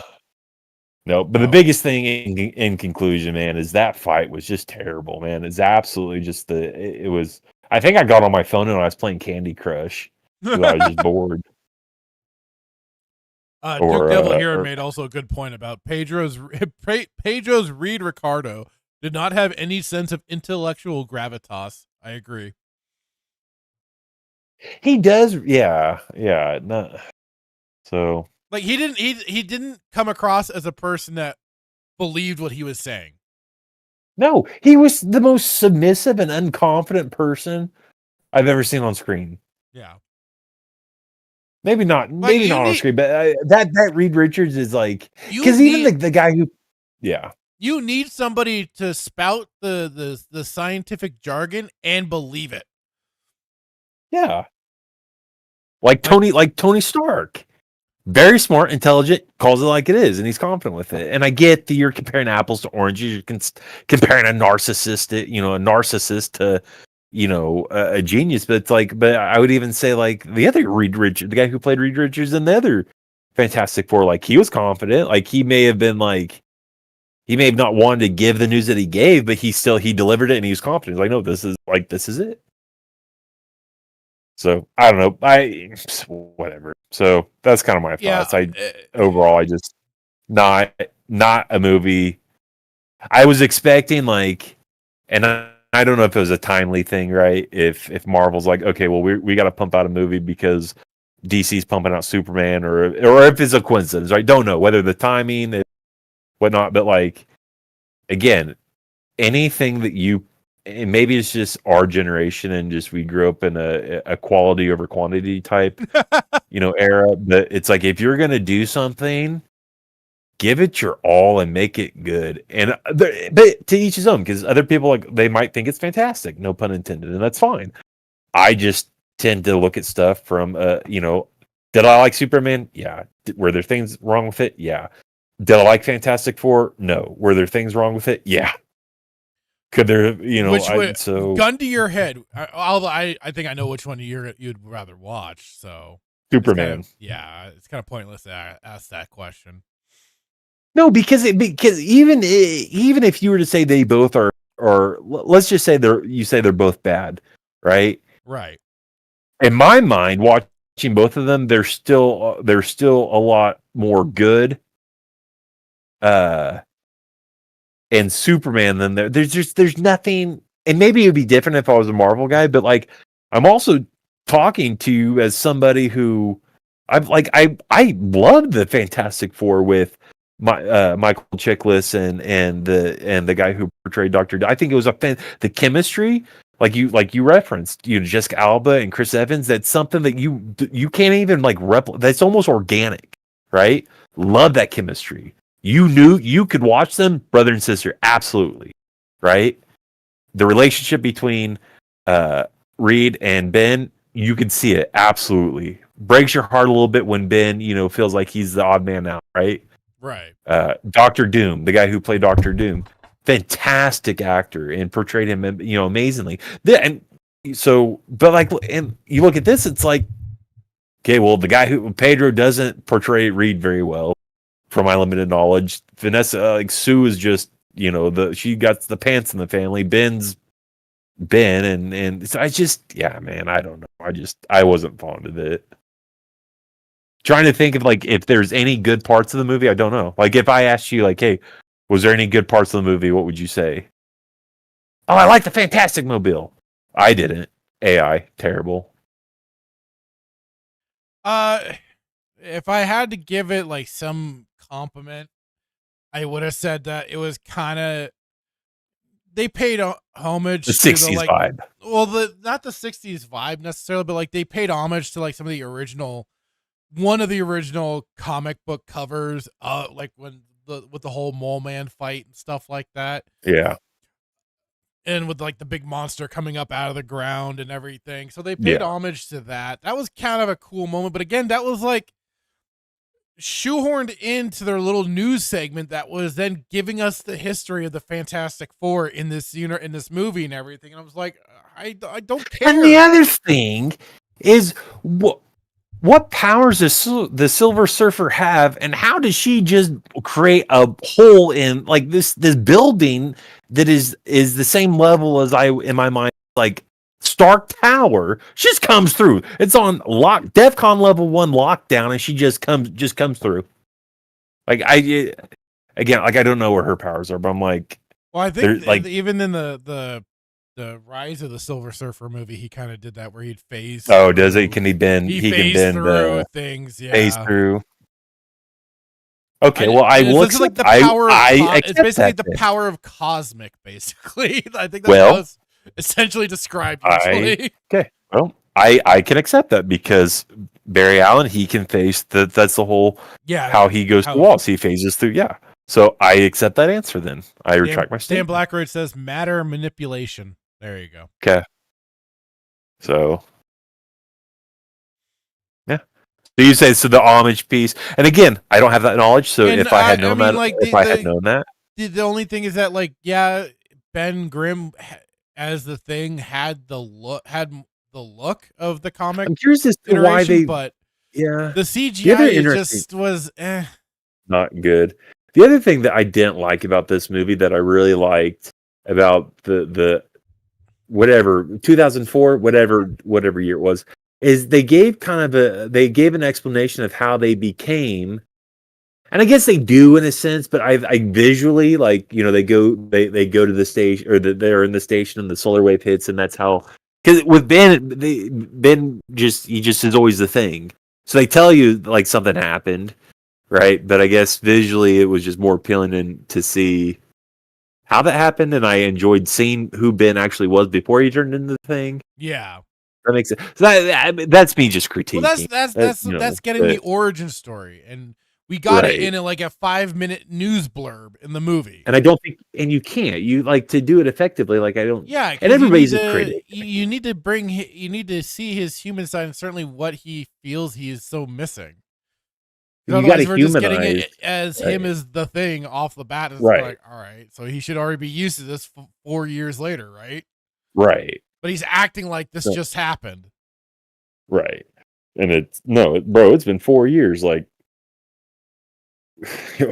So I don't know. I'm very curious to see how, and obviously if you watch the end scene, end credits, with Doctor Doom. So if you watch the end of Thunderbolts, their ship. Yeah, their ship is. Yeah, so this is obviously this is obviously tied. I don't know how it's tied because well, that's what the Doomsday movie is gonna answer, I'm sure. Well, yes, but I mean it's a crazy timeline. So I don't know. Maybe they went through maybe they stole a plane out of the Planet of the Apes with Mark Wahlberg. They go through. Not that one. Yeah, they go through. The best Planet of the Apes. Man, they go through electric cloud. Marky Mark up against the damn apes. Yeah. Oh man.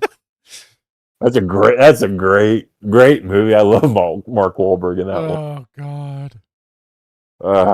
You got a little bit of shooter in him in that movie. But I don't know how they're gonna tie it together. It'll be interesting. But and I didn't post this, but there's something, everybody comes out with these conspiracy theories, but someone had said that like Tony Stark was adopted. I can't even remember the clip. I thought about putting it in Discord, but like I'm very curious to see how this all plays out. Like Tony Stark obviously being Robert Downey Jr., but how is he going to be? I don't know. It just is very. It's very polluted in my mind. So I don't know how they're going to. Yeah. But overall, how would you rate it out of 1 through? If you give it a higher rating than Superman, there's something wrong. What did I give with Superman? I didn't ask you. I don't think we rated it, but we can rate it. We can do it today. So rate 1 to 10. How do you rate Fantastic Four? Don't steal my number either. I know I feel like what my first instinct to go with is being too generous. Yeah. And I feel like I should take it a grade lower, which would be a 4. No pun intended. You're gonna give it a 4. Oh shit. Yeah, no pun. Like I was originally gonna go with a 5. Like my first instinct was this a 5. It was a mid movie at best. Yeah. It was stupid with the, like I said, yes, I agree. The stupid Sue Storm is the savior of the fucking planet. Bringing utopia and shit like that is anyways, ladies and gentlemen, how Fractured got to his score is each character minus Johnny, or I'm sorry, each character minus Sue got 1 point. So Franklin, Pedro, John, and the Thing. Oh god, no! Without any, no pun intended, as you said. It's a 4. Yeah, it is. It's just a 4. Like I would not rewatch it. I don't care to rewatch it. I wouldn't rewatch it. Yeah, like even as bloated and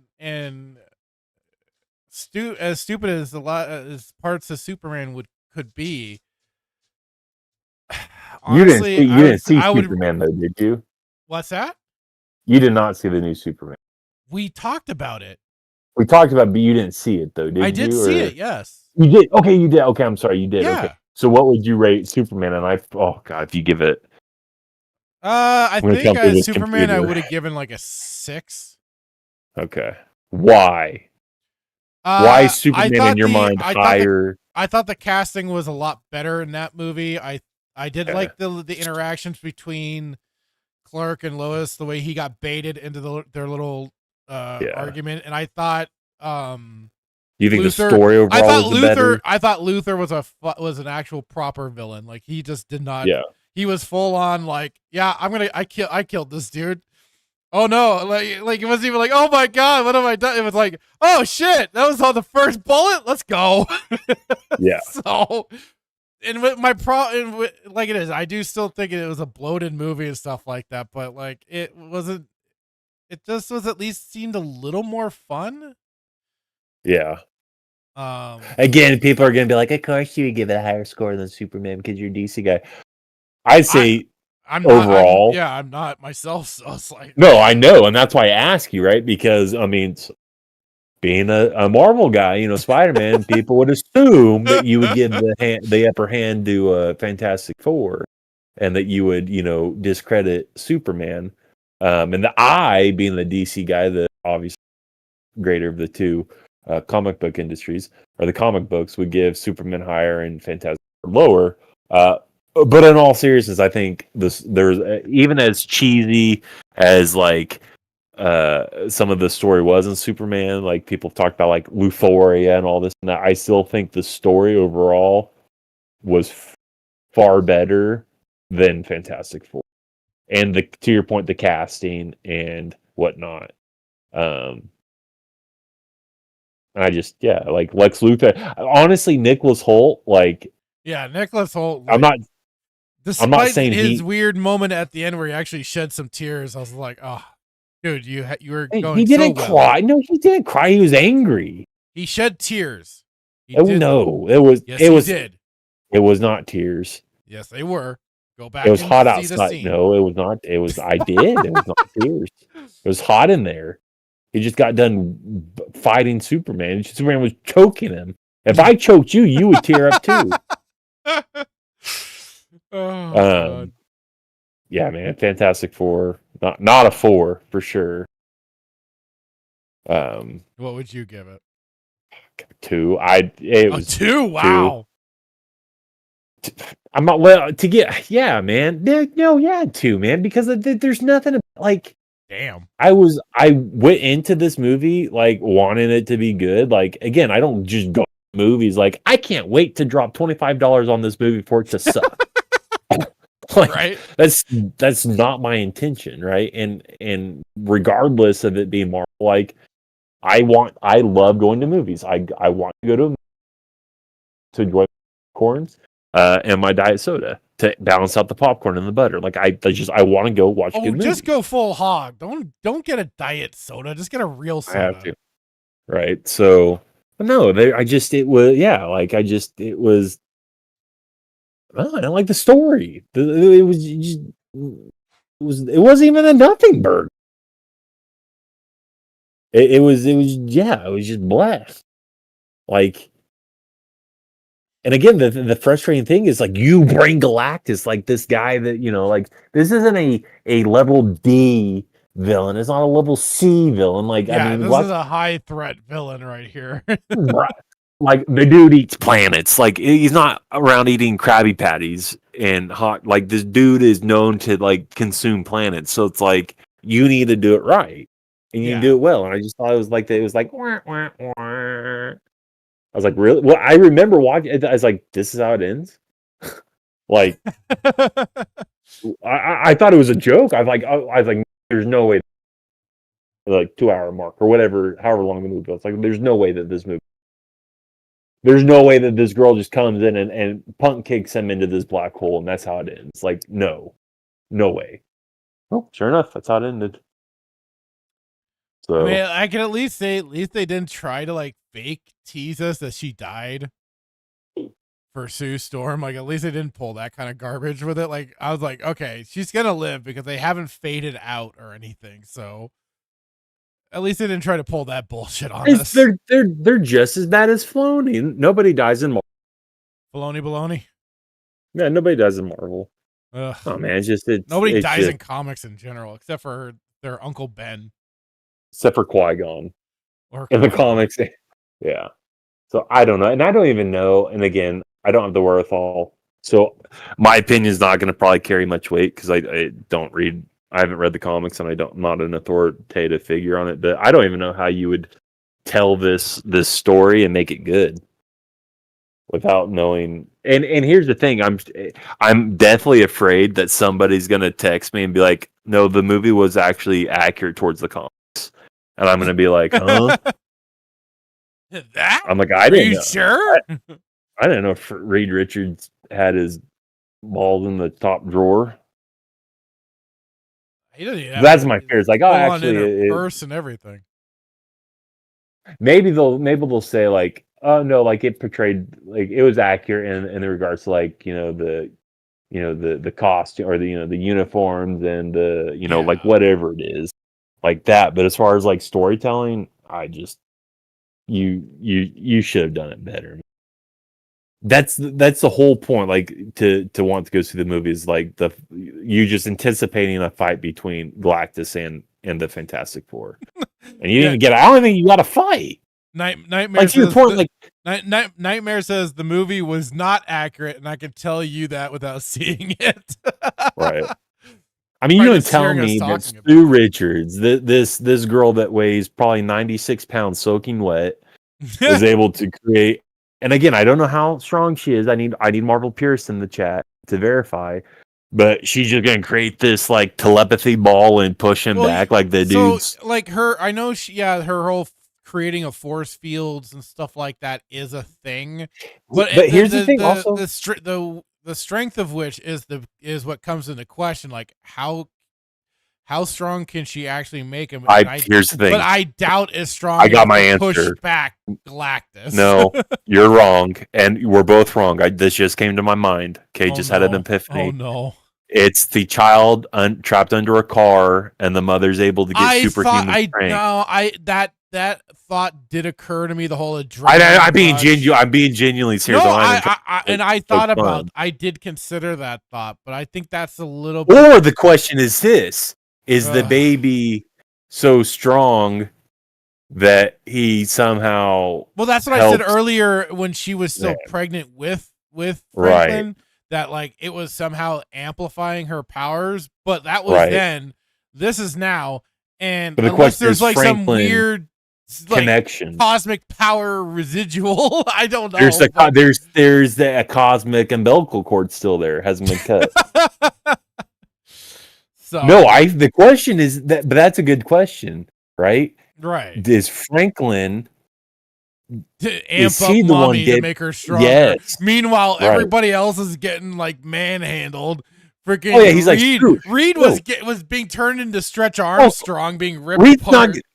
Reed's not feeding the baby. Like Franklin's getting the juice from Mommy, not Daddy. Like you go back to who you get fed by. Oh, you know? God. Oh God. But that's an interesting thing. Like, is Franklin the baby amplifying her power? Because I don't know. I know Franklin Richards is the most powerful being in all of Marvel. I don't know his powers. I don't know if his powers are like Apocalypse. Like Nightmare says, it's still not strong enough for Galactus. Galactus is literally a cosmic entity. Yeah, but he's more powerful than Galactus because he's the most powerful being in the whole. I mean, that's from my understanding. Franklin Richards nobody is more powerful than Franklin Richards. He is like. So Duke is saying Sue is actually quite powerful in comic canon, but Fantastic Four was a very mid movie. Don't worry though. Tomorrow night we get a real battle. Quark versus Prince Humperdinck. Oh God. Humperdinck. Yep. Is Nagus back? The Nagus back? Humperdinck? Who's Humperdinck? No. I don't know who Humperdinck is, but we're gonna find out tomorrow. I'm not looking this up. Don't. So I don't know. That was the question I posed. Yeah, even if she's strong, is she strong enough to go against a cosmic entity? That's just it. I don't believe Franklin Richards makes sense because he's the most powerful being. So like, yes, he can go against a cosmic entity. Yeah. So but then that moment it makes you think that Sue Richards never skipped leg day. She's never skipped a leg day. Able to and you even see the part where like Galactus kind of like he even kind of somewhat trips back from her. So and there was no lasso of truth pulling him on the other side. So and they're all three of those lazy aren't doing a singular thing. Like you got the woman doing all which I can hear is like Johnny was throwing the lever and well, he was gonna sacrifice himself, so I'll be fair, but till Silver Surfer took over and did that for him. I was waiting for him to get snapped like a rubber band though, and it never happened. I was like, Reed? Yeah. Yeah. Never happened. So we were denied. We're denied a lot of stuff in that movie. So I can already hear the what was the group that we were talking about? The collective group before the show. Oh, collective show. Yeah, I just hear them shouting how great of a movie this was. Cancel the 2004 one and replace it with this one. Wouldn't surprise me none. So Nightmare is saying, I think Franklin is the smartest human in Marvel, not the most powerful. And then Duke says, I think Franklin qualifies as an Omega level mutant. I don't know I don't know. Yeah, I just know he's meant to be, yes, powerful. The most powerful, who knows? I think he is. I have been told on. Hold on, we're gonna go to Grok. Oh, okay. So now Nightmare says, so Franklin is an immensely powerful human, surpassing Omega level mutants, but is not a mutant. Fucking hell. He's an Omega. I don't even know what Omega level, but he's a Omega level some of the most powerful mutants with reality warping powers to allow him to manipulate the fundamental forces of the universe and even recreate multiverse.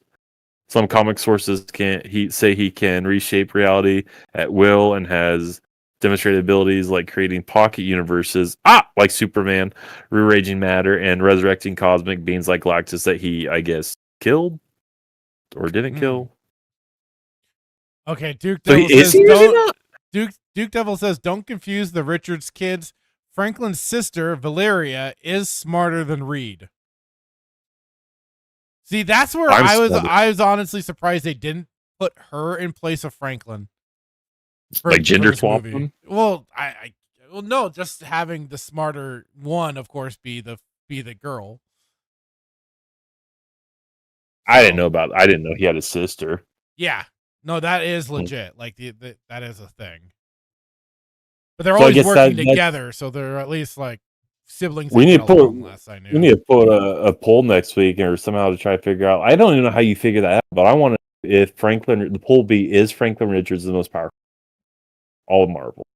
Yeah, Nightmare saying he has reality warping powers, so he could be on par with Galactus, but wouldn't be more powerful. So he's a tough little bastard. We'll just conclude it at that. He is a very tough bastard. So, yeah, I don't know. So, yeah, that's kind of like my take on it. Won't go see it again, and yeah. I would go see if I had to watch one of the two over again. Clearly, I would go see Superman again. Oh yeah, I think I would too, honestly. Yeah. So let's see. It seems to be a. Sorry, go ahead. Melissa Lord had said Pedro was literally the last choice, last on the list because every other actor turned it down. Damn. If Gary Oldman had taken this movie would be an 8 out of 8. 8 out of 8. 10 out of 10. And Gary Oldman. He's fantastic.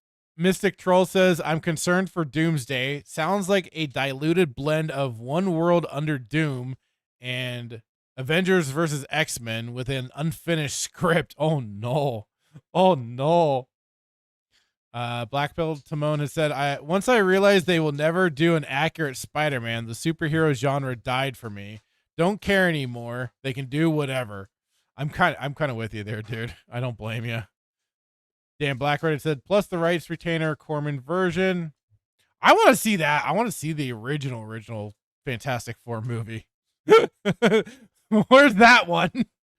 Is that? I wonder if that's out there on the internets. I'll have to look. And then Nerdy Neo corrected me on cast, not casted. Whatever. Kind of like Capcom versus Marvel. Dan Blackred said Hauser is great and Richard Jewell. Dan Blackred said nothing can stop the Silver Surfer. Simone said Molecule Man is more powerful. Okay, then. And of course, Dan Blackred says it's been consistently great since phase 1. Black Pill Timon says the 60s flair were pointless. Tech wasn't of the 60s and people didn't act like in the 60s. Could have been made in modern days that wouldn't make a difference. That's true. Yeah, the mentality was not of the 60s. It just kind of had that, like I said, I didn't even say it was 60s kind of tech. I just thought it was like a retro, kind of like the way Retro's a like good way to put it. the kind of the way the original Fallouts presented their technology, sort of thing. Or is people thinking of it as the future, but it wasn't the future? I don't know. But still with like that 50s flair. Melissa I just Lord want to said go play New Vegas. Melissa Lord says Pedro telling everyone that Galactus wants the child was retarded. What the fuck? Why would you do that? Dumbass. Just say Galactus is going to devour the Earth, but we're going to stop him. Pedro is not Reed Richards. Duke Devil had said, I don't know what the Silver Surfer's power are, but I know that the Silver Surfer has the power cosmic. Enough said. Poor Nightmare. What does that trying, mean? what?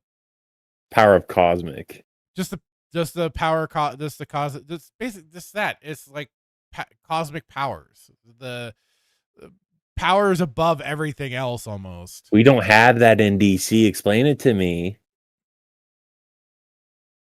The only thing I can kind of think would be close of like cosmic-ish powers would be, I would think, Darkseid.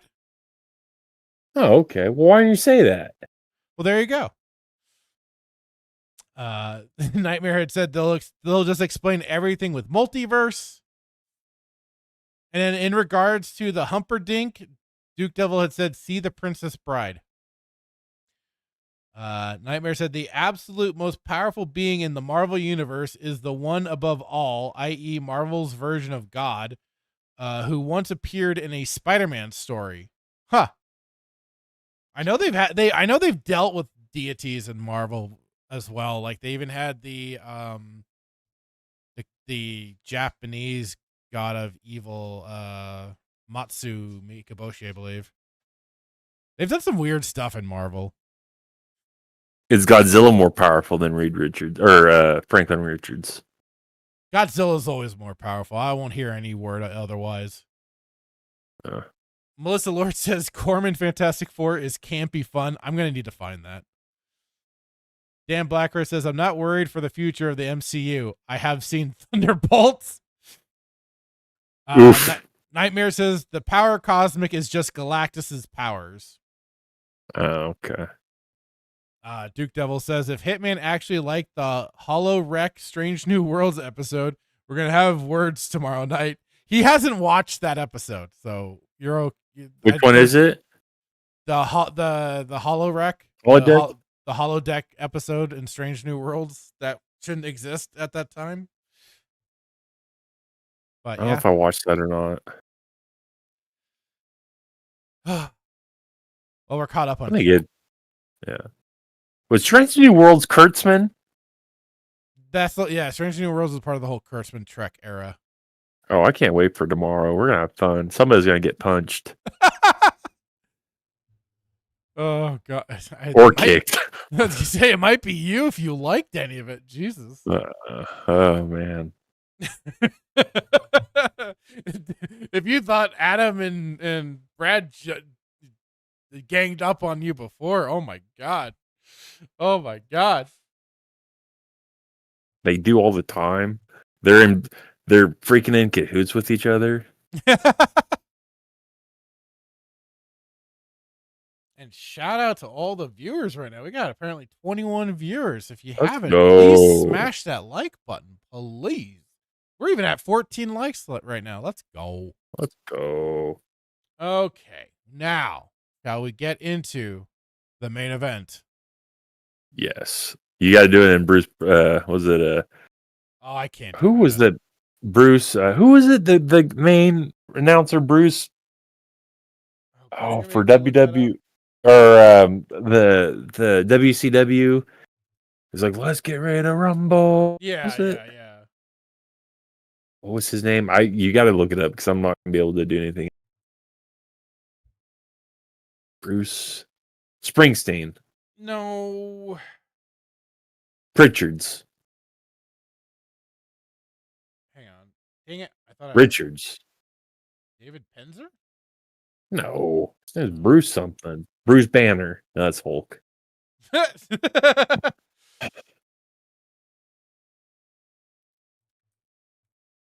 Hang on. Michael Buffer. Yep, thank you. I almost said Bruce Buffer. Anyways, thank you, Melissa Lord. She came in with Michael Buffer as well. Thank you. All right. So, yes, the big thing of Superman Red Sun. Crimson Sun. It says Red Sun. Yes. But basically, communist Superman. And almost took over the world. Communism almost won. If it just wasn't for the simple fact of Luther being in the way. And only for that fact. Yeah. So almost saying communism would have created a nice utopia for Earth. Would have. Who would have thought that Luther would have been the one to But the only thing that stood in the way was the evil Lex Luthor. Or the Patriot Lex Luthor. Again, it all guess it kind of depends, but it did not look good in my opinion. So it was trying to act like it was trying to go communism bad, but not really, because it pretty much took over and made a utopia Earth. Makes it sound like it's a bad thing. It's communism. It is a bad thing. But like I said, they tried to throw in little things here and there for it to still look bad, with Superman having the whole like turning them into, what was it, super bots or whatever. Yeah. Did they? I already forgot what the hell they called them. It was like the Superman bots or something like that.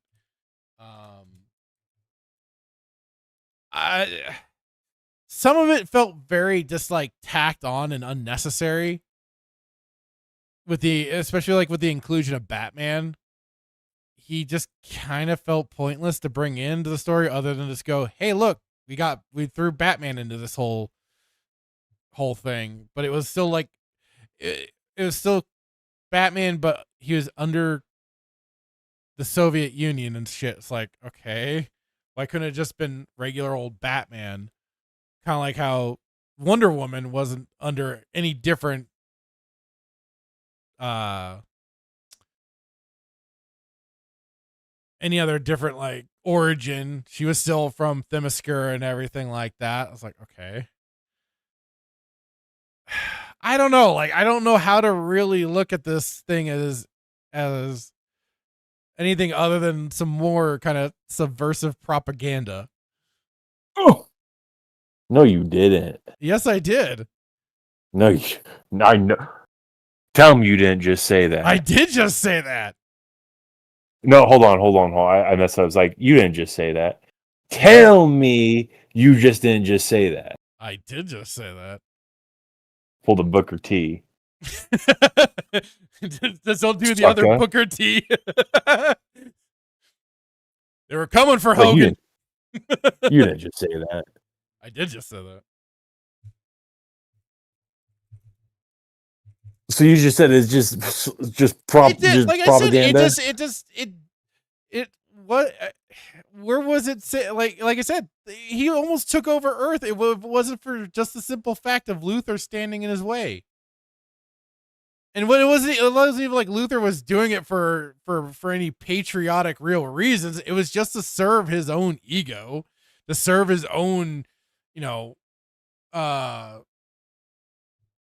his own God complex of superiority and everything, that he was, better than the alien and all that.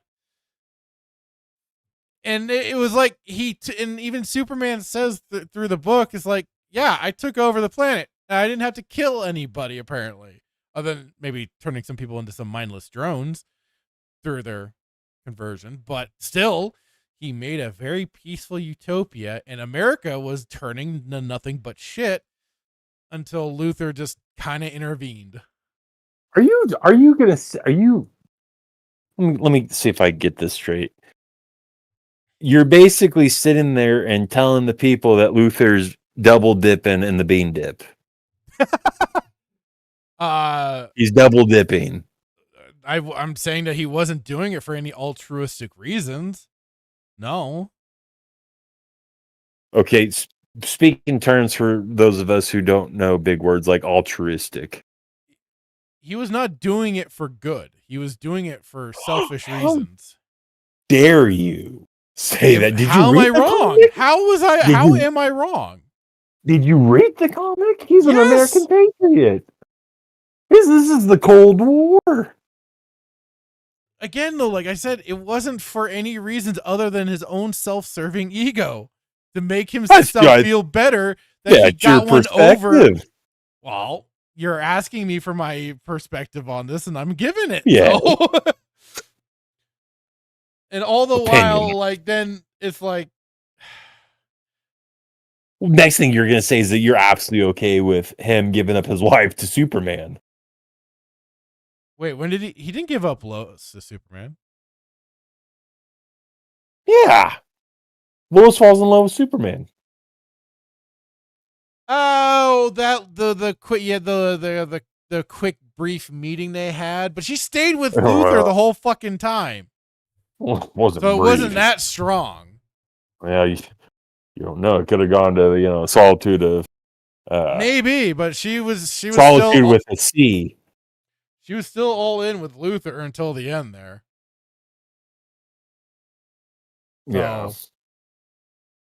And I know, like, the dialogue kind of it was even saying, "Oh, in another world or another, it did almost like another Earth or another universe. They would write stories about us, sort of thing." But then that was like it, and he basically was Superman was all about the mission of then basically slowly but surely taking over Earth through communism. Yeah. And it wasn't like it was trying, and then like it was like Earth, America. What was it? There's like two places. I think it's like America and Brazil were like the only two holdouts for a while. Yeah. But they were like complete shitholes. And that was like the whole narrative up until Luther became president. So, which would have done wonders for America if he had become. Apparently. How do you think about, what was it, Superman killing the guy? Who was it that Superman killed? Oh, he threw his heat vision through the dude's eyeballs. Oh, when he was fighting the Green Lanterns? Yeah. I kind of missed that, quite frankly, because I was trying to get through that last bit before we started the stream. So no, it wasn't a Green Lantern. I think it was Stalin died. Who died? Stalin died, and then he killed his son or something. No, he turned the sun into one of his super bots. Yeah. Yeah. That's what. Yeah. The Superman bots or whatever. But like then it was like, oh, but part of this was also because of Brainiac and what Brainiac was doing. Mm-hmm. Although I did have to laugh that just with the one phrase, Luther, or it was like what, one sentence or something they had written down that caused Superman to just have an emotional breakdown. And even Brainiac warned him that he had to stop Luther because he was going to drive Superman to suicide. Yeah. And all within 14 minutes, he would accomplish such a thing. I guess in the letter it said, "Why don't you just put the whole world in a bottle, Superman?" And that was the whole thing with Brainiac doing that earlier on to Stalingrad, I think. Yeah. And they could never somehow figure out to reverse it, so it was always trapped in that bubble. But it wasn't even like, it was like, that was just kind of part of oh, because of Superman's overreach and not, the downsides or manipulation through communism. Although I thought it was still funny that like through his earlier influence, he got his friend into a much better position and stuff and got her out of the bread lines and all that, which was a little, yes. Okay. You got that one, but like it didn't, I don't know. I guess I could have gone with a little more commie bad, but it just to me didn't feel presented that way. I'm so pumped. We're gonna have a better fight than Galactus and the Fantastic Four. A fantastic comic. What would you want to?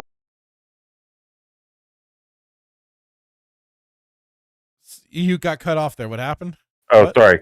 This is a fantastic comic. What would you have wanted differently?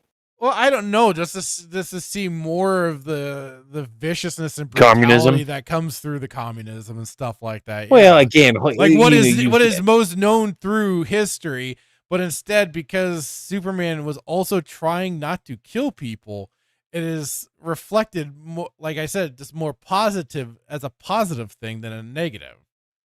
Yeah, because it's like, oh, but we've reformed these people, yes, a bit forcibly, but guess what? On our side of everything, we don't have all those problems that are going on, like unlike inside of America, which has become a cesspit. I was like, oh, okay, I see what you're doing here. Yeah, and that was part of the issue with the animated movie is that you can't have America's greatest superhero full on go Borg with the Russians and kill Stalin through the heat vision, through heat vision or Stalingrad. I thought Stalin. I have to go back. I can't remember in the movie if it was Stalin that died or. I think in the movie Stalin does die. Yes, like he got poisoned. Arsenic poisoning. Cyanide, yeah. With cyanide. And yeah. like he went and learned really quick, and then informed them, and they tried to save him, but yeah, he still. I don't know. For me, it's. Listen, nothing beats freaking Lex playing chess against himself. And then gives the whole it ends in checkmate and everything. Like, right. yeah, and then poetic. Yeah, then you gotta obviously put in the whole it's our anniversary. I'll have my secretary give you send a normal gift. Or the normal flowers or whatever. Right. So I guess it could have been more comic based, but again it's it's like how far does Mark Millar go with it? And what's interesting, and I don't know if you know this, and maybe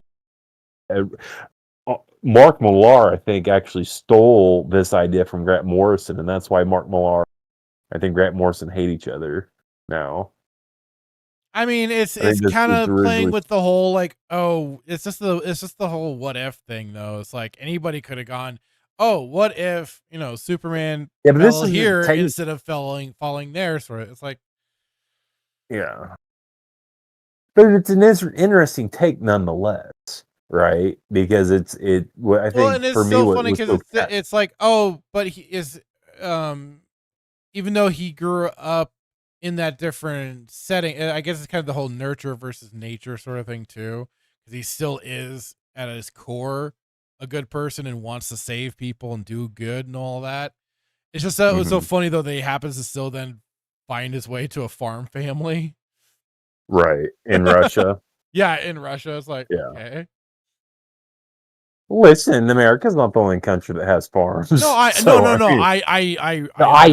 that. No, he was in the Ukraine. They said, he fell into somewhere in the Ukraine and everything. But I just thought, what if today? It's funny that it was like, oh, it happens to be another farm family that finds them. Can you and imagine? Somehow tells them, hold on to your powers until you're at the right time. Like they just happen to have these same thoughts as the Kents. Right. Would it be something if the war in Ukraine right now isn't based off money, but it's based off where Superman landed, whether it be Ukraine or the US? God. That's why they're actually fighting. Yeah, I don't know. I mean, I guess it could have been more.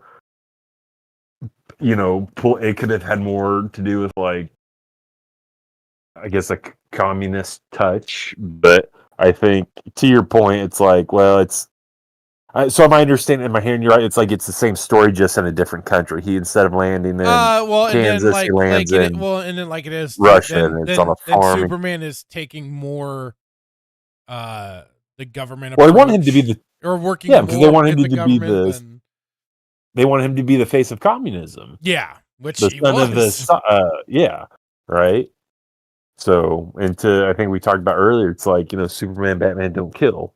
Well, and then it's also it plays in that whole power corrupts absolutely sort of thing, because that's what eventually kind of Let's starts be honest, to be boiling the down face to.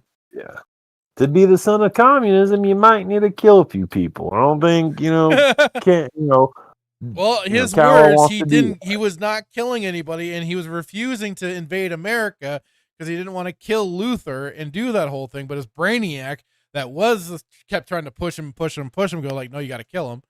But Superman's like, no, I've taken over the Earth without killing anybody and having dialogue by proving them communism is right. So, Which is obviously it's Superman. He's got superpowers, but it's interesting that somebody was able to take over the world without killing anybody. But again, it's Superman, so. Dan Blackroyd says Red Guardian is the only face of communism I trust. Hey.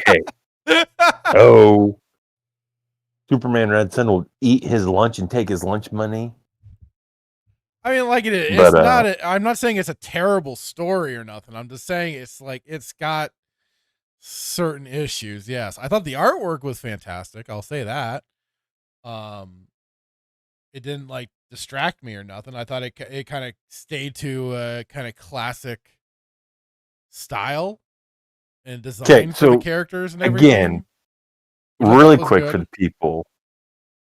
So you're saying it was okay, but not great. And why was it not great? Because it doesn't have enough communism. It didn't feel like enough commie bad. It felt like too much commie good. Well, you go write a comic about communism, see if it'll sell in America. The sales might go through the roof in Russia, but we're not in Russia. No, in all seriousness, like it probably could have, but again, what are you gonna do? You have Superman kill Stalin? You have Superman become Stalin? Like that's the whole reason did the movie that they did it. They couldn't have. That's what then like the injustice stuff. So right. So I mean, I don't know. I'm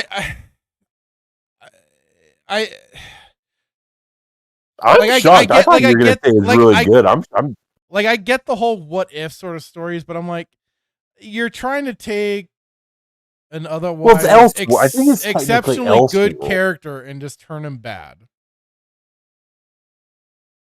It's like taking a bad character and making them good, like Loki. Loki was supposed to be bad, and they turned him into an anti-hero. Well, I'm just tired of the subversion of expectations, of the subversion of characters. I'm trying to think of. Well, they also did that. What's funny enough is that's what Zack Snyder did with Superman. With the Justice League, he was dead, and then they brought him back, and he was completely evil for the time being. Wasn't that for like a few scenes? I haven't watched the Justice League. I haven't watched either version of the Justice League, so I don't know. I don't know what made him. I don't remember, and I might go back and watch it. But was he dead? And they brought him back. I don't know how they brought him back. Well, it's supposed to be after the whole fight with Dooms. They brought him back. Right? Yeah, so. It was because it was in Zack Snyder's cut. He comes back and he's like, How did they bring? I don't even remember how they brought him back. Oh, was it with the the cubes? I don't remember because naturally, and you can't use Lazarus. I mean, use Lazarus pit, but the Lazarus pit only, I think, the Lazarus pit only helps if you're near death, not if you die. CW made that mistake. They threw a dead body, and as a arrow, they threw freaking White Canary and No, freaking didn't Lazarus they pit. in the comics? Didn't they do that too with Jason Todd? He was already dead, and they threw him into the Lazarus pit and resurrected him. Might be right. Is he near death or dead? I thought he was dead. Maybe it was. Actually, you might be right. But that might be the effect because it only. Yeah, you might be.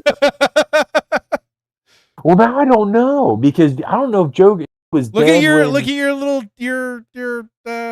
encyclopedia. Does it have the No, Lazarus? because you're gonna be right. I think you're right. I think he may have been dead, and they threw him in, and that's why he turned.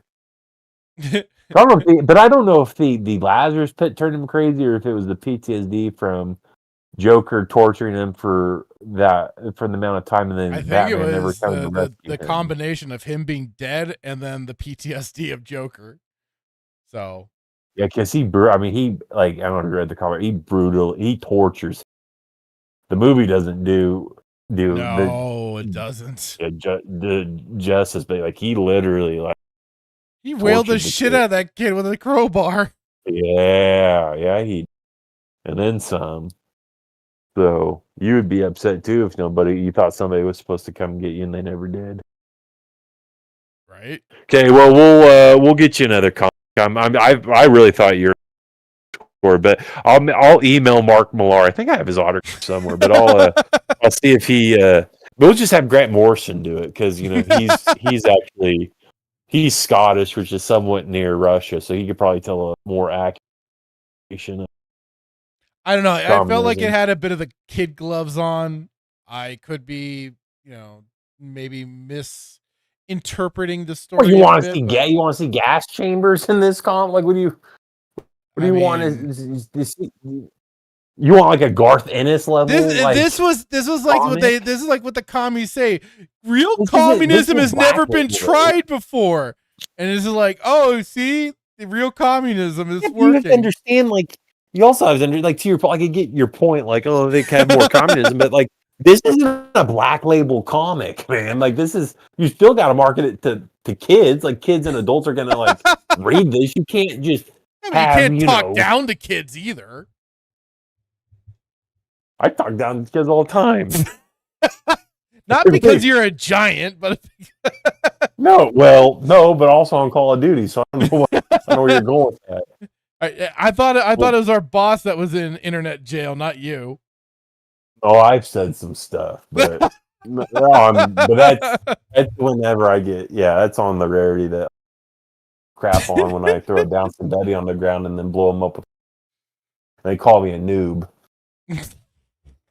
And then I do it again, and then I troll. I've only teabagged one. I don't like teabagging people. I went rounds with it. It was a clean kill. I think I killed.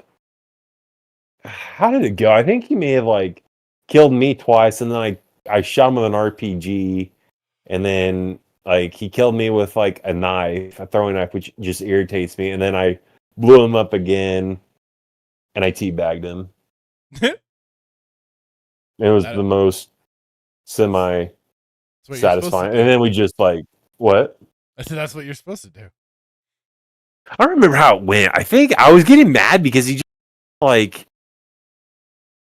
don't know. It's not important, but the teabagging I've only done once or twice.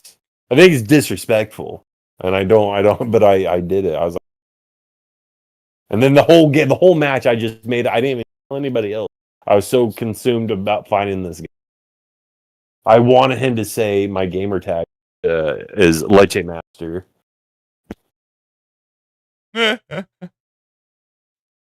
Anyways, maybe they'll come out with a Red Sun Black Label, but freaking Garth Ennis, who is the creator of The Boys, he did it was a Batman Reptilian comic, It was Oh my like a God. 7-issue one, and he's very edgy. He's So in the edgy comic, for the sake of edgy. Like I tried he is. I And tried to read The Boys, and that is just your no, typical like. you think The Boys is bad, man? He has in Batman Reptilian and this is why I stopped. I didn't even finish reading the whole. It was like a 7 or 8 series, and the first issue, Gordon is into one of his he had just got transferred to Goth, old partners from Chicago PD, and they're talking about how the guy from Chicago, maybe it was Gordon, one of the two, they remember a crime scene where Joker was eating a girl, not sexually, he was literally eating this girl, and the cop comes in and he holds up a piece of her skin meat to him, and he's just laughing, man. And I stopped reading it because she tied up, and I was like, this is like, and like, even for Black Lady, like, and I'm not trying to justify Joker's character or whatnot, like, Right. did Joker kill people? Yes, but this was almost like sadistic type, which is crazy for me to say because killing people, obviously, like, sadistic I was in gonna it in say and of itself, but just how he there's certain portrayed the levels Joker. of which he does it. Yeah. Yes, and I stopped doing it, and then I didn't know anything. I didn't know Garth at the time. He did The Boys, and I had talked to a buddy at work. I was like, we talked about the series, and I was like, yeah, known for that. He's always trying to be edgy, and then I found out about The Boys, and anyway, so like there's I think there's a line that you got to be. You're gonna do Black Label because everybody should know that Black Label is for, it's like it is, and it's adult content. Kids won't read it, right? But so I don't know, I think to your point also, it's like, are you gonna write a comic about communism, paint it in a different light than what it actually, right? And everybody has. I mean, it's one thing for us Americans to view communism in a negative light, and there's probably some Russians view communism in a bright light, right? And there's other Russians that probably say, I don't even know. It's like, if you're gonna, I think what I'm trying to understand is, like, if you're gonna do it, then tell the whole story, not paint a picture Yeah. and No, I have it look get it. in different ways. So, I get it. Yeah, it's not for everybody. I do wonder if Grant Morrison, if he had done it, it would have, been better. But I do think you will, like, if you, and you don't have to, and I jokingly say this, but if you, White Knights, Curse of the White Knights, it's a fantastic. So that's the next one I should read. Oh man, yeah. I mean, if you yeah. I've got it. I've got Curse the White Knight. I think it's White Knight and Curse the White. I think it's White Knight and Curse the White. Curse the White Knight is I'll butcher his name. Azrael. I think I think that's the second one, but the first one, I think it's White Knight. Curse the White. I'll look it. I'll put it in Discord. Let me know. Yeah. Because, and what's so cool about, well, I'm not gonna spoil it. It's fun. It's a really, really good read. Out of all the Batman, and I bought, there are 2 that I keep on my bookshelf. Well, there's 3 technically. It's White Knight, Curse of the White Knight, and obviously the New 52s. Scott Snyder and Greg Capullo's the New 52 run. Gotcha. So, and then you can have me go read, I don't know, don't have me go. I don't want to read Daredevil. Don't let me read those 2. People will say, though, Jeff Lemire's Moon Knight is fantastic, and I think Chip Zdarsky's Daredevil is supposed to be really, really good. I won't read any. I won't. Zdarsky, so I won't read any of his stuff.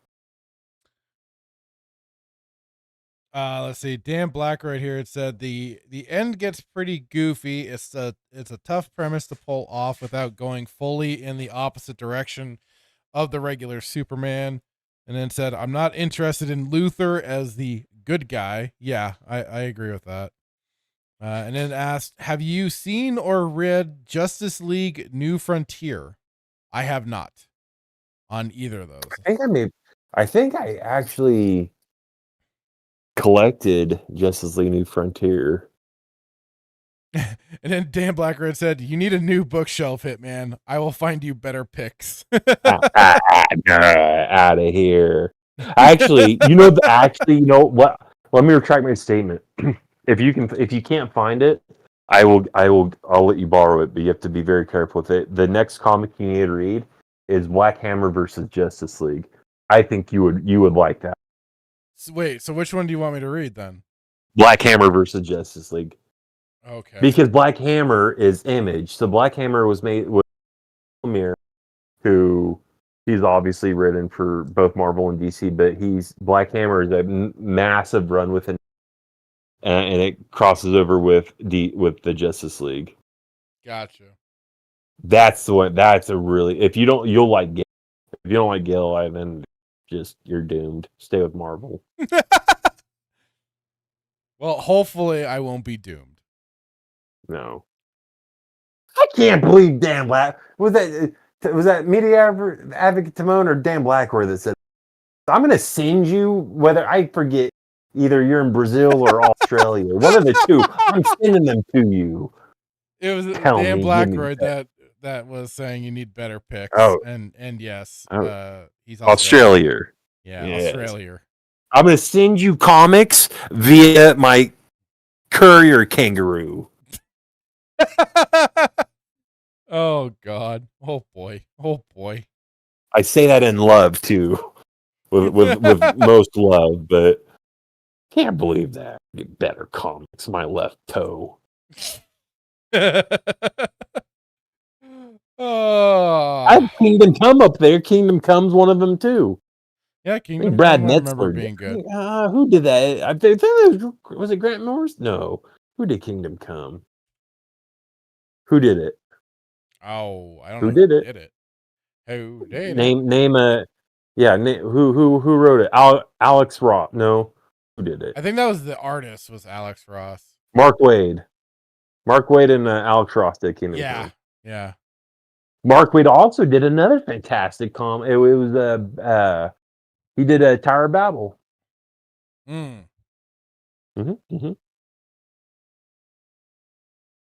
actually might be a good one for you to read. I don't know. Here we are trying. You know what's so funny? We were like, you and I are done with the comic book industry for a while there. Yeah, but this is like going back to older stuff. So which is safe, in my opinion. You know. Yeah. But Kingdom Come Alex Ross is fantastic, and I think Alex Ross he did some of the Fantastic Four cuts. There's a couple Fantastic Four ones, I think. His artwork is phenomenal. It is, yeah. There was a Fantastic Four one run that he did. And it gave you Pink Floyd The Wall vibe. I forget what it is, what it was, which one exactly, but his artwork is fantastic. It's iconic. Let's see, Alex Ross, Fantastic Four. Dan Blackroyd has said, New Frontier is a great Elseworld / new take on the birth of the DC. Let's see here. He did a cover for Space Ghost. Did he? Yeah. I think. I'm looking on this site with just Alex Ross, and at least it looks like his artwork.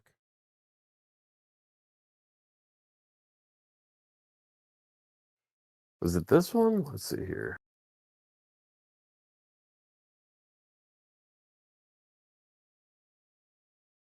Why can't I? Okay, before we end, I've got to find this comic, and I'm going to send it to you. Okay. I mean, if you know Alex Ross and his artwork, then I don't need to. If you already know his stuff. Yeah, I'm curious. I'm looking at some of it right now. So okay, did you get Pink Floyd the Wall vibe? I'm not seeing the Fantastic Four one you're talking about. Oh wait, I think I just found it.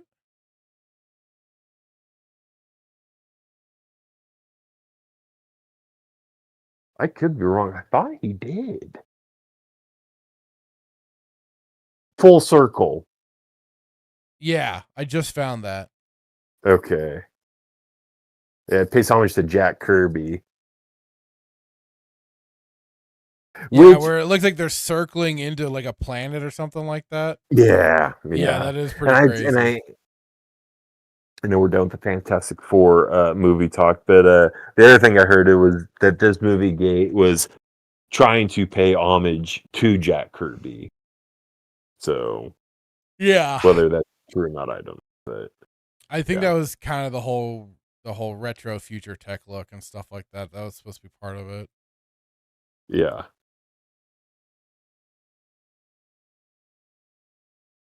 That's not. Why is it that you type in Alex Ross art and then you get different freaking completely artists, different man? stuff? Yes. Anyways. Dan Blackridge says, watch the Under the Red Hood animated movie instead of reading the comic. The movie is better. Oh boy. That's a rare thing. Who's that again? Is that Under Dan the Red Blackridge? Hood? Yeah, Dan Blackridge said that. Dan Black, you and I am actually hold on. Which comic was that? Who wrote that one? Ew.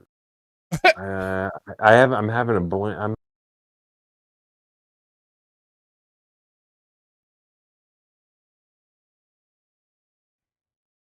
Hold on.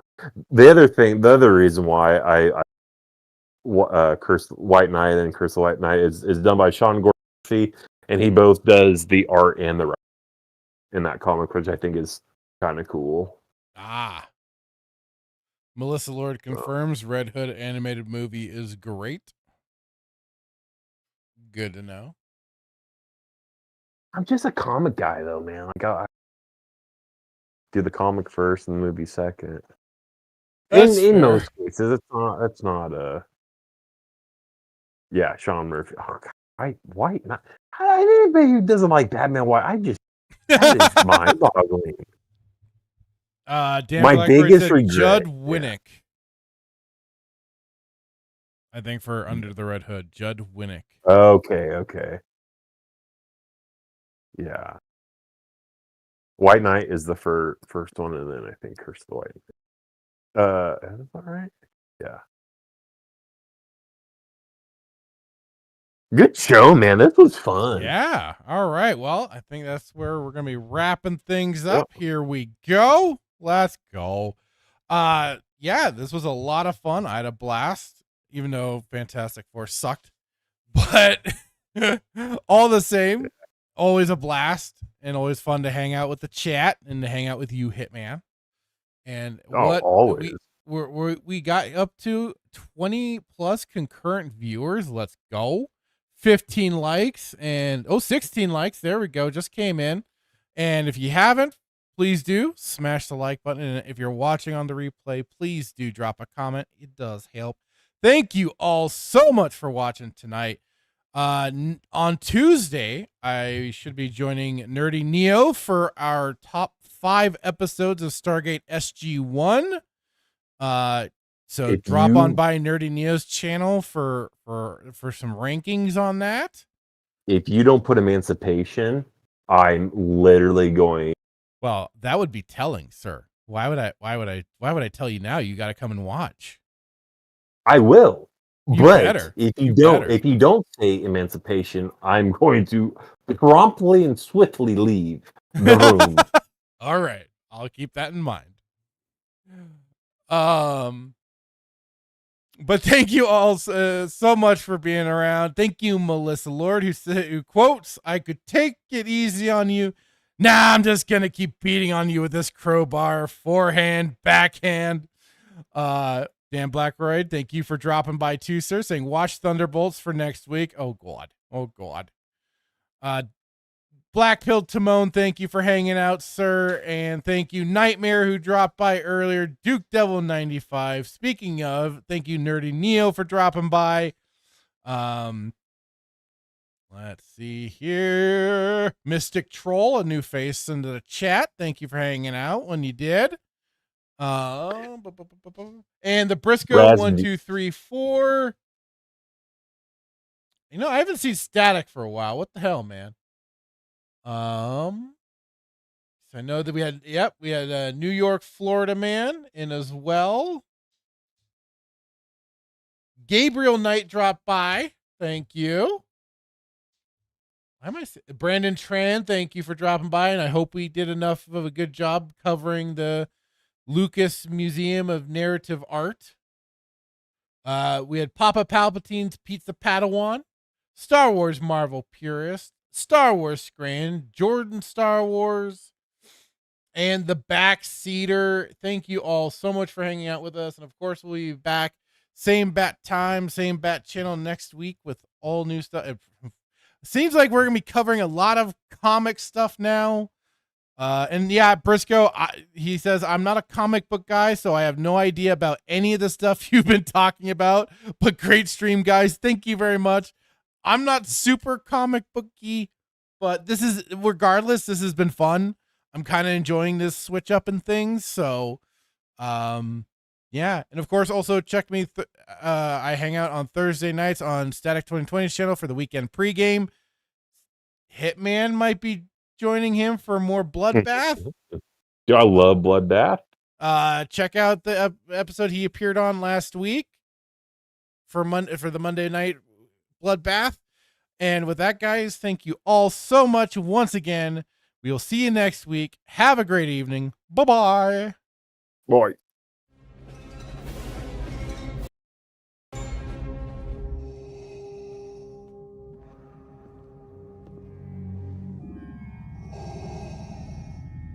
What is thy bidding, my master? Yeah, I should have known from the very beginning. From what you said. Yeah, when the mega powers were formed. Yeah, what you were out for from the very beginning. Yeah, you were after what was mine. I remember what you said. You can destroy the Emperor. Join me. Together, we can rule the galaxy as father and son. Yeah, that one was rough. Those words right there. Yeah, I got stuck, yeah, but I swallowed it anyway. Didn't like the taste, but I swallowed it anyway, yeah. But I remember the time when there was a conquistador out of the ring, the one that's so jealous that he can't stand it, yeah. Yeah, you came in there with your poses, yeah, but you made a big idiot out of yourself, yeah. And speaking of idiot things, what about that stupid idea? Did you forget that one? Think back. That right there sealed your fate. Yeah, that put the madness over the edge. But I'll tell you what felt even better, yeah, was in the dressing room, in the first aid room. Me being unselfish, yeah, said go ahead, do the thing, yeah. You won't steal my thunder, no. When you take a look at the madness's eyes, all you're gonna see is complete and utter